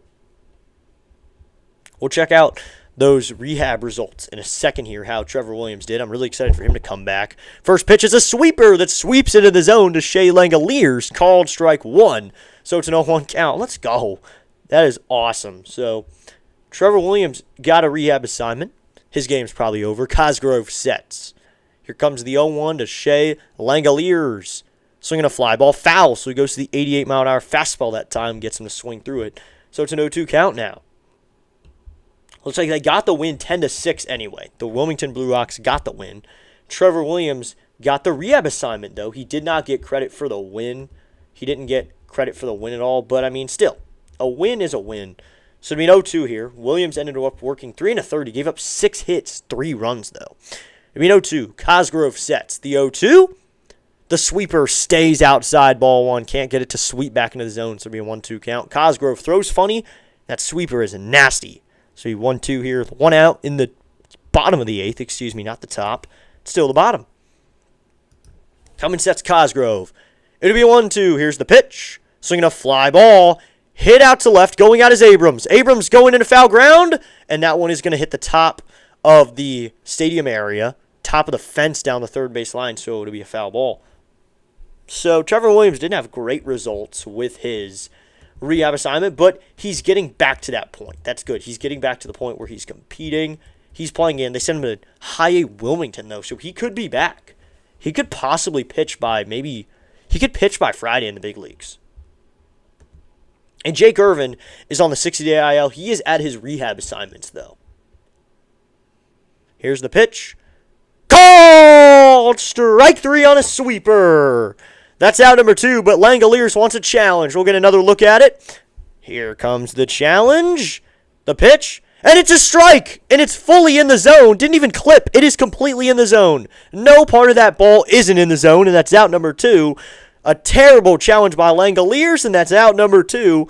And a looking strikeout for Cosgrove now. Langoliers, why did you challenge that? So 2 outs now, and that'll bring up Jonah Heim now with 2 outs. Cosgrove comes set. Here's the pitch to Heim. Swinging a foul ball, and it'll be an 0-1 count. So Jake Irvin looks like he is still out, but let's see where he is, what level he's at. It's really nice to know maybe if he's still at the complex league. That's not the worst thing, though. If he's still rehabbing. Looks like he's with the Harrisburg Senators now. Coming sets Cosgrove. The 0-1. And that's way outside, ball 1 of the sweeper. Nowhere near. Just a bit outside. He tried the corner and missed. So it'll be 1-1 here with 2 outs in the bottom of the 8th. Cosgrove. Come set. It'll be a 1-1. Here's the pitch to Heim. Swinging a fly ball. Hit out to left, but ranging over is Lyle towards foul ground. And this one will be foul and out of play. Bounces into foul ground. Lyle couldn't get to that one. He slid into the corner too, but it just barely went out. So we're at 625 subscribers. I believe that means we gained 1. Thank you so much, everybody. We've gained a whole lot. I think we've gained 19 during the stream. I think it's 18, 19 subscribers. So thank you so much to everyone who has subscribed today. 1-2 here with 2 outs. Heim facing Cosgrove. Cosgrove steps onto the rubber as Heim will step back up to the plate here. Looks like Jake Irvin did get a rehab assignment with the Harrisburg Senators. Coming sets Cosgrove. It'll be a 1-2 to Heim. Here's the pitch. Swinging a bloop out towards left field. Lyle ranging over. That's going to be a base hit, and Lyle will grab this one. Heim is going to stop it first with a single after taking a nice wide turn. So now there's a runner on first here with 2 outs. Jonah Heim with a base hit to left off of Cosgrove. Well, Cosgrove struck out the first 2. Now he gives up a base hit there. So a base knock there. Looks like that the Harrisburg Senators got the win 2-0. Thanks for subscribing, Dale Droich. Thank you so much, Dale. Thank you so much, man. So it'll be Kuroda Grauer now with 2 outs and a runner at first. Here's the pitch from Cosgrove. Called. Strike 1 with a fastball at 87 miles an hour, top of the zone. So it's an 0-1 count. Looks like Irvin also had a rehab assignment. He went 4 2/3 with 5 strikeouts and 1 hit. So he's feeling good. He's ready to go. Coming set's going to be Cosgrove. Here's the pitch. That's high and away with a fastball, so it's a 1-1 count now. Cosgrove got the call recently up to the big leagues. He's been trying to settle in to that big league role. He's age 30. This year, his numbers show that he has pitched 3 games, 2 2/3, no runs. The 1-1. Swinging a line drive down the left field line, but fouling out of play, so to be a 1-2 count now. Pablo Sanchez over there, sitting, relaxing. This guy had an ERA of 2.25 in 2 games last year. In 18 games in 2024, he had 11.66 for an ERA, but a 0 ERA right now. So that's all you got to know. Cosgrove sets. It'll be a 1-2. Here's the pitch. Swinging a ground ball. This is towards Nunez, but that's through the hole on the right. Nunez couldn't get over. Dylan Cruz will grab it. So Heim will move up to second. Kuroda Grauer with yet another base hit. He has been raking since getting that call up to the big league. So now runners at first and second here with 2 down. That'll bring up Colby Thomas. Not to worry you, but the tying run's on deck now. Great game and great evening with District Nation. Thank you. Thank you, Mr. and Mrs. C, for tuning in, and the entire C's family who tuned in. Thank you so much for both of you for tuning in, and I hope to see you soon for even the Rockies series coming up this week. I believe they're 8 p.m. tomorrow, so it looks like Blake Butera is going to make the call right here. He's coming out, so Tom Cosgrove's day is over.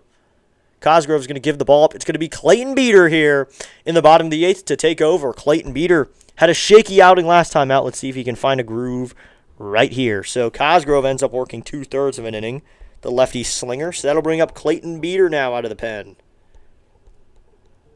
Clayton Beater will face Colby Thomas. So he'll come in here in the 8th. End the day for Cosgrove. He got the first 2, then gave up 2 hits. So not too much leeway here for Cosgrove. Only works 2/3 of an inning and gets bailed out immediately. It's not too long of a leash for Cosgrove, but Beater doesn't have a long leash either. He could end up going in this 1 inning. He might get this one guy out, and he'll probably not come back out. They'll probably go to Ribalta for the 9th. But here we go. Bottom of the 8th. It's a 5-1 game. Just got to get it right here. Get anything right here. Get the out, no matter how you need to do it here against Colby Thomas. In the bottom of the 8th, Nationals trying to put away the Athletics.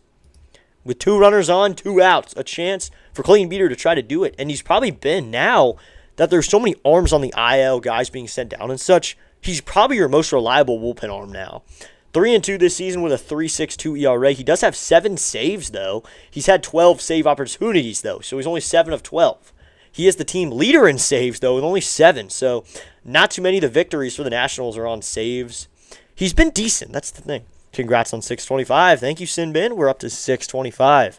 Getting closer and closer to 1,000. Just keep climbing. So here we go, everybody. Clayton Beater going to take over right here. So Clayton Beater trying to get going here. I mean, a 3.62 ERA, so not terrible over 29 games. 27 1/3 innings, worked 31 strikeouts as well. He's given up 11 runs the entire season. He made his debut with the Yankees in 2024, pitched for them for a little while, and ended up with the Nationals. So he was traded. That was a trade Ahmed Rosario on July 26th for Beater and Bram Martinez. So Clayton Beater was in that trade. Beater Looks in for his sign. He's got it, and he comes set. He will face Colby Thomas. There's going to be a pinch hitter here. It's going to be Cortez to pinch hit. Here's the pitch, and he takes a slider in there. Called. Strike one in the inside corner. It's an 0-1 count. This is Carlos Cortez to pinch hit right here. He's got some starts the past few weekends, but now he will serve as a pinch hitter. Here comes the 0-1 from Beater. Swing and a miss at a slider. It's an 0-2 count. Goes to the slider in the dirt, and Cortez swings right through it, and it's an 0-2 count. 0-2 here with 2 outs. Beater could get a big strikeout right here. Beater looking to face Cortez. He looks in for his sign as he beats the mound. Now he comes set. It'll be 0-2 to Cortez. Here's the pitch. And that's in the dirt. Ball one. Gets away from Ford. Both batters will move up, or excuse me, both runners will move up a bag. Up to third is going to be Heim, and up to second is Kuroda Grauer. That'll probably be a wild pitch right here that moves him up to second and third. So now 2 runners in scoring position for Cortez right here. 1-2 here with 2 outs. Come on. Chance here for Beater to get it done. Beater comes set. It'll be a 1-2. Here's the pitch. Curveball upstairs, ball 2. That's a slider upstairs, ball 2. So it's a 2-2 count. Otherwise, it was a breaking ball. So it'll be 2-2 here with 2 outs in the bottom of the 8th.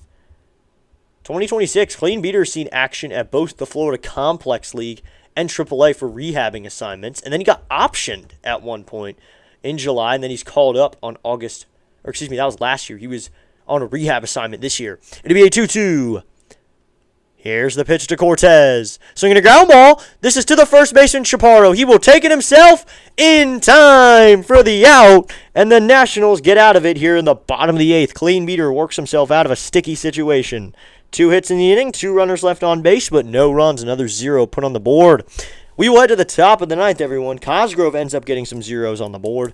We're headed to the top of the 9th, and the Nationals still hold a 4-run lead. Big Pablo Sanchez says Tone rushing. Yeah. Popular guy. 3 more outs. Let's get some insurance runs here. Yeah. Get some insurance runs. Put it away right here. Let's get the win. Put it away. So here we go. Top of the 9th. It'll be Meade, Chaparro, and Abrams. 3 of the better hitters right here. But I'm almost sure they'll definitely go to a righty right here. Or they stick with this guy, Hardeleb. They might stick with him right here. Just don't change it. Because you got 2 righties coming up and then CJ coming up to the plate. Should go, everybody. Foster Griffin, though, a great outing.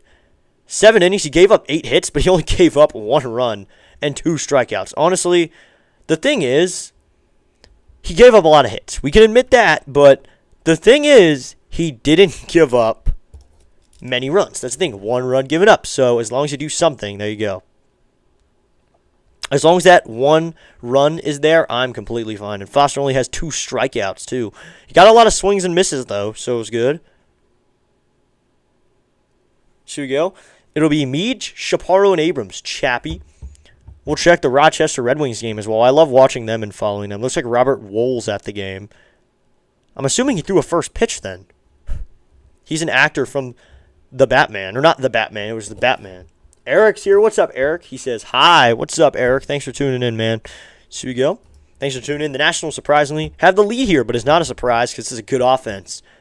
They can surprisingly hold it. Looks like Spain won the World Cup. Wow. Hardeleb will stay out here for the 9th inning. I'd like to check the minor league scoreboard, see how Mr. Trey Lipscomb and the Red Wings are doing. I commented on your YouTube. Oh, that's awesome. Thank you. I'll go check that out. Here's the pitch to Meade, and that's going to be in there. Called. Strike 1 in the outside corner. Looks like Rochester has a 6-0 lead in the top of the 5th. They're looking to sweep. Max Romero Jr. had a single, and then Abby with a grand slam. Wow. Coming sets Hardeleb. It'd be 0-1 to Meade. Here's the pitch, and swinging a ground ball through the hole in left field. Curtis Meade with a base hit. Let's go. Curtis Meade with a base knock here in the top of the 9th.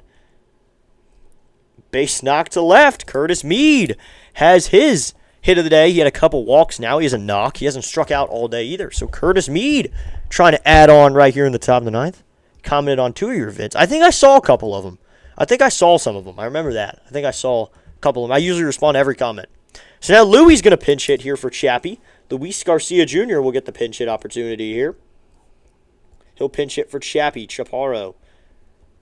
And we might get a pitching change right here, or at least a mound visit, but thanks for commenting. It helps out the channel. Thank you so much. So we might just get a mound visit right here. We got plenty of people in the chat. Thank you so much, everybody. To everyone who has tuned in today, be sure to hit that like button, hit that subscribe button. Sorry for my spelling. All right, you did, yeah. All right, I was going to check. I usually respond to every comment.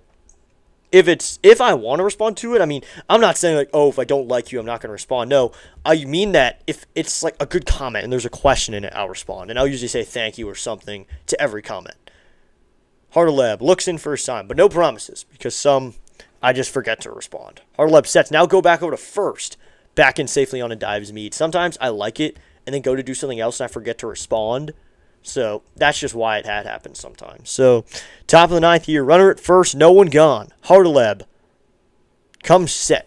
It'll be Luis Garcia Jr., who's been red hot lately, to hit against Hardeleb. Here's the pitch.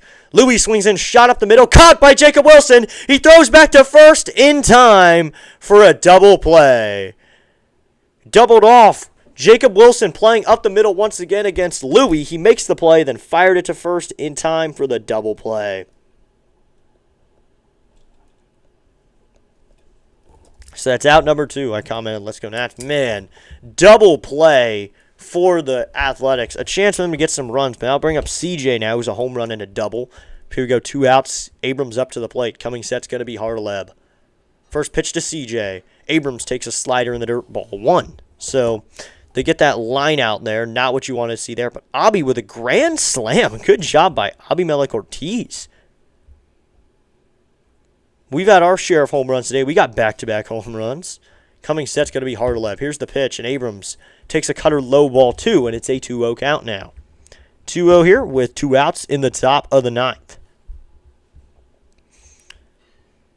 Abrams up to the plate facing Hardeleb in his second inning of work. Hardeleb comes set. The 2-0 to Abrams. Abrams takes a fastball right in there, called strike 1, so it's a 2-1 count. I bet they stick with Beater. They'll probably just stick with Beater for the 9th. Bottom of the order, White, Bolte, and Williams. Another insurance run would be nice, yeah. I mean, that double play was really unfortunate. That could have been a run. The 2-1 and Abrams takes a slider inside, ball 3. Abrams looking for season hit number 100 as well. He's looking for the 100th hit of the season. Coming set is going to be Hardeleb. Abrams is a guy who's hitting 277 as well. A high batting average. The 3-1 is in the dirt, ball 4. So Abrams is going to take a walk here with 2 outs. Abrams, I could say racking up the fantasy points because I have him in most of the leagues I'm in. He has been just amazing in fantasy of late. If I did an auto draft, chances are I took Abrams in the league and I took him very high. But it's nice to see him raking. So here we go. Now that'll bring up Dylan Cruz here to face Hardeleb, a fellow righty. Coming set's Hardeleb. Here's the pitch to Cruz. Swing and a miss. He swings right through that one, and it's an 0-1 count. So 0-1 here with 2 outs in the top of the 9th. Cruz up to the plate. Hardeleb now at 21 pitches. Hardeleb looks in for his sign. He comes set. Here comes the 0-1 to DC. He goes back over to first. The throw is off the glove of White, but Abrams is back in safely and won't go anywhere.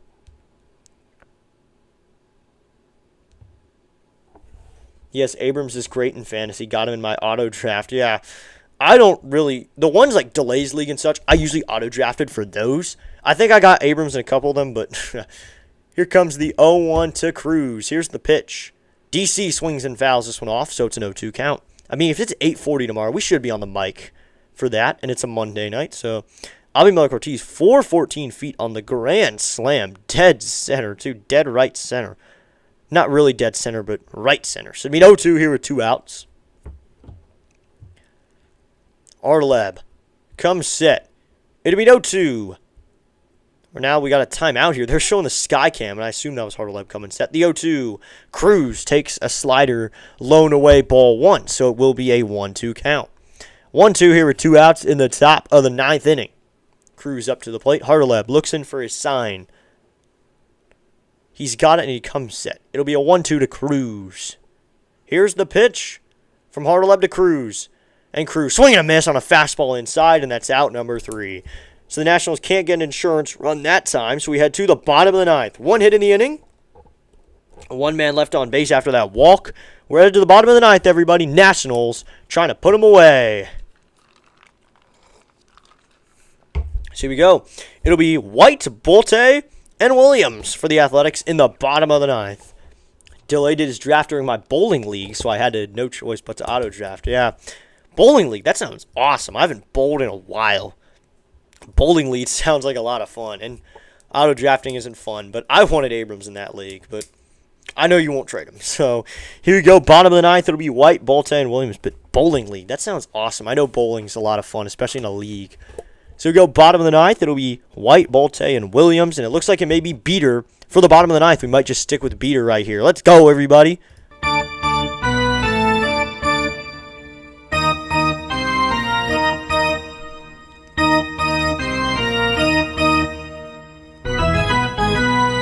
Charge!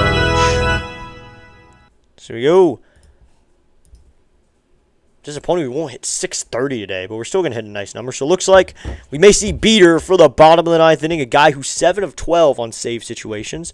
I believe this would be a save situation because he's worked multiple innings. So this would be a save situation as we head to the bottom of the ninth, everybody. If you haven't already, be sure to hit that like button, hit that subscribe button. Help out the channel just a little bit. Anything helps. And liking and subscribing is completely free. So be sure to hit that like button, hit that subscribe button, and just help out the channel just a little bit. And we are at 42 likes. Let's go. Thank you so much to everyone who's liked it up as we head to the bottom of the ninth. Excuse me a minute here. Just got to go off camera for a second.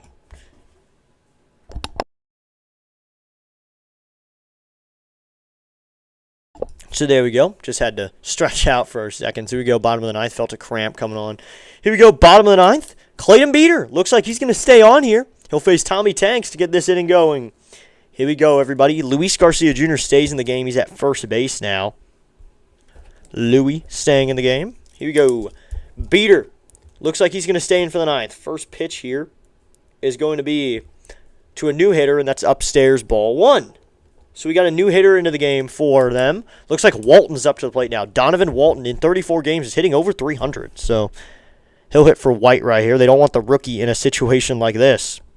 The 1-0. And Walton takes a slider upstairs, ball two. So it's a 2-2 count. Walton from the left side, sitting lefties up to the plate here to face Beater. It'll be a 2-0 as Beater's thrown 2 straight balls. Have to pitch the last 3 innings if it's more than 3 runs for save. Oh, wow. The 2-0.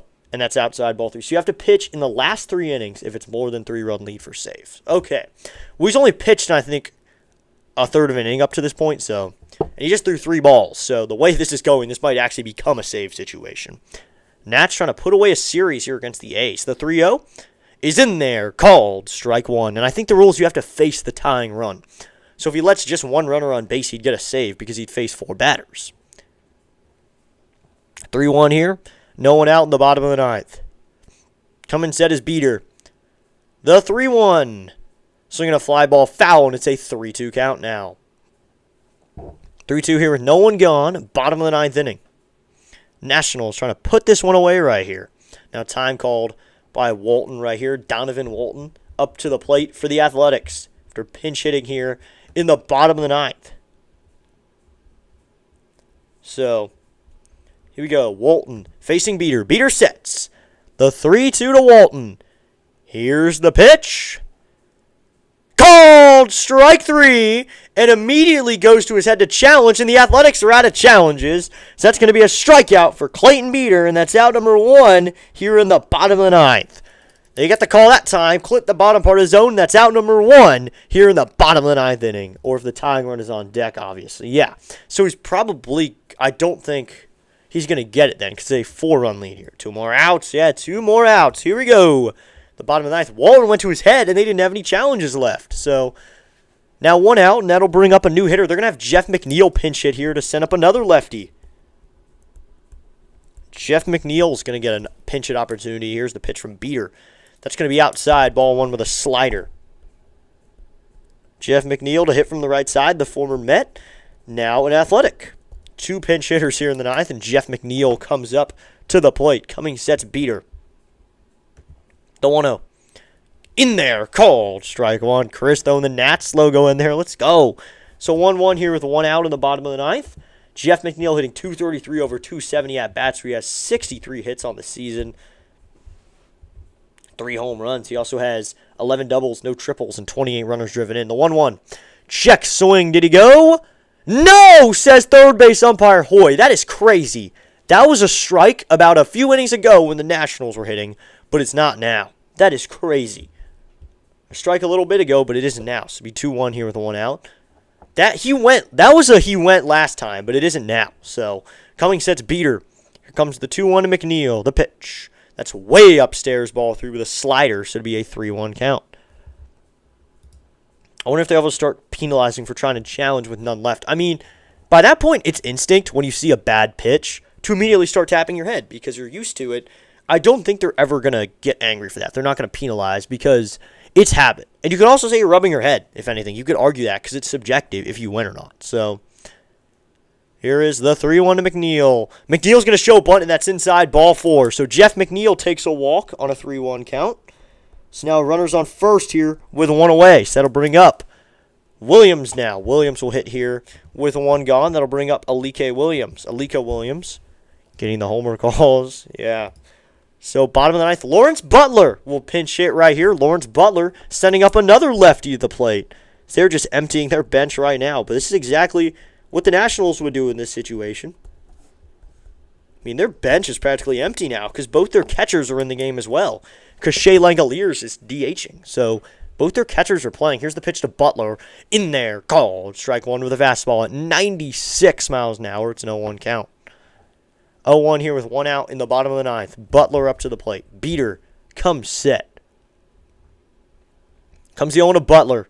And that's outside. Ball 1. Can't clip the zone. So it will be a 1-1 count now. 1-1 with 1 out in the bottom of the ninth. Beater looks in for a sign. Louie barely holding on McNeil. McNeil didn't have a lead here. He doesn't even have a lead at all. Here comes the 1-1. Outside, ball 2. And Butler has them shifted. They have a lefty shift, but third baseman Meade is playing in. So they are expecting a bunt right here. Oh, we're up to 42 likes. Let's go, everybody. So it'll be 2-1 here with 1 out. Here's the 2-1. Swinging a foul off the catcher's mask off of Ford, so it'll be a 2-2 count. What happens if someone gets hurt and you have no position players left? Well, that happened a year ago to the Nationals. Their catcher went down, but they had their other catcher in the game. So they put in Riley Adams to catch, and Drew Millis was injured. So usually you just take your DH out and put in the pitcher spot to hit, but that usually means the pitcher has to start hitting. Here's the 2-2 to Butler. Swing and a miss on a slider low and inside. And that's out number 2 here in the bottom of the ninth. Clayton Beater with a strikeout. And there's 2 outs here in the bottom of the ninth. Beater's a ball throwing demon. Yeah. Do a lot of balls. Who else do we have in bullpen? I mean, we technically have Justin Lawrence. We have Matt Crook. But I don't think many people want to see Matt Crook pitch today. Who else do we have? We have Rabalta ready to go, so I think if something goes wrong here, they'll turn it over to Disney right here, Orlando Rabalta. Beater steps off here. He will face Jacob Wilson, who's 1 for 4 on the day. Beater looks in for his sign. He's got it. He comes set. Now he checks on the runner at first. Here's the first pitch to Jacob Wilson. That's outside, ball 1, so it's a 1-0 count on an 87-mile-an-hour slider, so it's a 1-0 count. Both O's catchers are injured. Oh, yeah. So does that mean you have Trump still? I know Trump's been with 3 different teams this year. So I wonder if they're playing Trump. Here comes the 1-0 to Wilson. Swinging a bloop out towards left center field. That's going to plug the gap. Young grabbing it. Rounding third, headed to scores McNeil. The throw is going to be towards second. Stopping at first is going to be Wilson. Jacob Wilson with an RBI single. It is now a 5-2 game. Example of how bad the bullpen is, really. Real example there. So, with McNeil, who advanced up to second on a defensive indifference. So, they score on a fielder's indifference. So, looks like they're going to say he doesn't get an RBI. So, runner at first here with 2 outs, and that'll bring up Tyler Soderstrom now in a 3-run game. Probably just going to let Beater pitch this one out. Soderstrom up to the plate here. Coming sets Beater. Here's the pitch to Soderstrom. Swinging a ground ball. This is to the second baseman, Nunez. He goes to Garcia in time for the out. And the Washington Nationals are going to get a victory on this game. And the series, the Nationals take the win. Final score, the Washington Nationals 5. The Athletics 2. Abrams seems to be happy. For a second, I thought he was limping, but he is good now. He gets that ball. So the Washington Nationals get the win. Never a dull moment with the Nats. Yeah, that defensive indifference is the only reason. McNeil going to second is the only reason that he was able to score. It's a 5-2 final. So 1 run in the inning for the Athletics, but it ends 5-2. A save for Clayton Beater. There we go. Let's go. Good game, Nats. Yeah, all right, one more time, everybody. N-A-T-S, Nats, Nats, Nats, woo! The Nationals get the victory, and they take the series, which is really awesome. So the Nationals get a series victory. Let's go. Yeah, let's go Nats. W Nationals, yeah.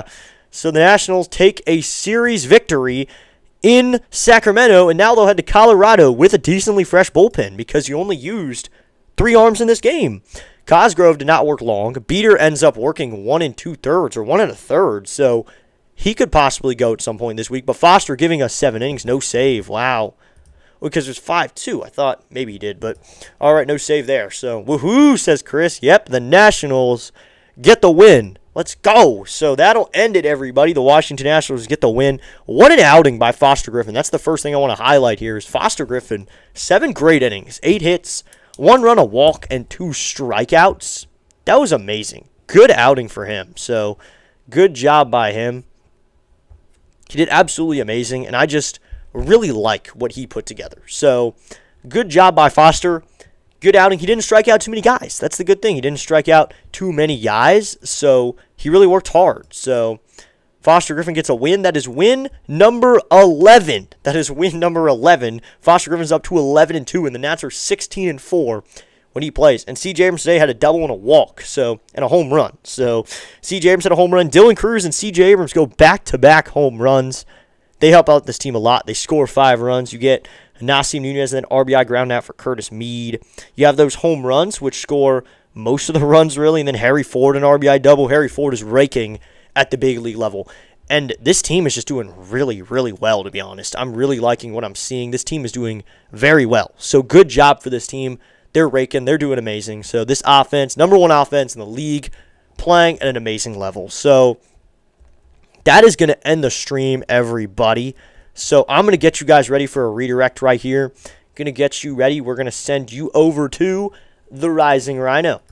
So Rising Rhino is going to head over there. Tell him that I sent you. Be sure to tell him.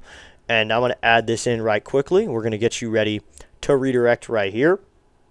So Rising. Actually, wait, is JJ even on yet? I don't think JJ's on just yet. So we're going to head over. Let's head over to... Let's go baseball, football. I don't know which one we're going to go. Yeah, great game by Griffin, MVP today, says Chris. Yeah, good game for him. So that's going to end it, everybody. That's going to be where we end it for the night. Let's make sure I have it all ready here. We're going to head over so you can watch Sunday Night Baseball. Harry Ford is my favorite player now. Yeah, Harry Ford getting it done. So there you go. I'm going to send you over to Play-By-Play with JJ, everybody. We're going to head over to him. So Play-By-Play with JJ is our redirect location. Thank you so much, everybody, for tuning into today's stream. Final score, the Washington Nationals 5. Oh, Rhino, okay. People want to go to the Rhino, okay. So I guess we're going over to the Rhino then. We're going to head over to Rising Rhino right here. So I'm going to get you guys ready for a redirect over to Rising Rhino because I don't think JJ's game has started just yet. Let's head over there. For now, JJ's bummed. Yeah, JJ just got beat, but also his game isn't started yet. This is Rhino for now. Head over to Sunday Night Baseball. Support him for Sunday Night Baseball, though. So Rhino's game is going, so we're going to head over to him. Thank you so much, everybody, for tuning in. I will see you soon right here on District Nation. Thank you so much for tuning in. Final score, the Washington Nationals 5, the Athletics 2. So we're going to head over here now to Rising Rhino. Right here, right now, when it gets working. There you go. The redirect is ready to go. So I'm going to end it right here. We're not doing the after video. Still working on that. So thank you so much for tuning in. I will see you soon right here on District Nation. Tune in for more Washington Nationals content. YouTube's home of DC Sports.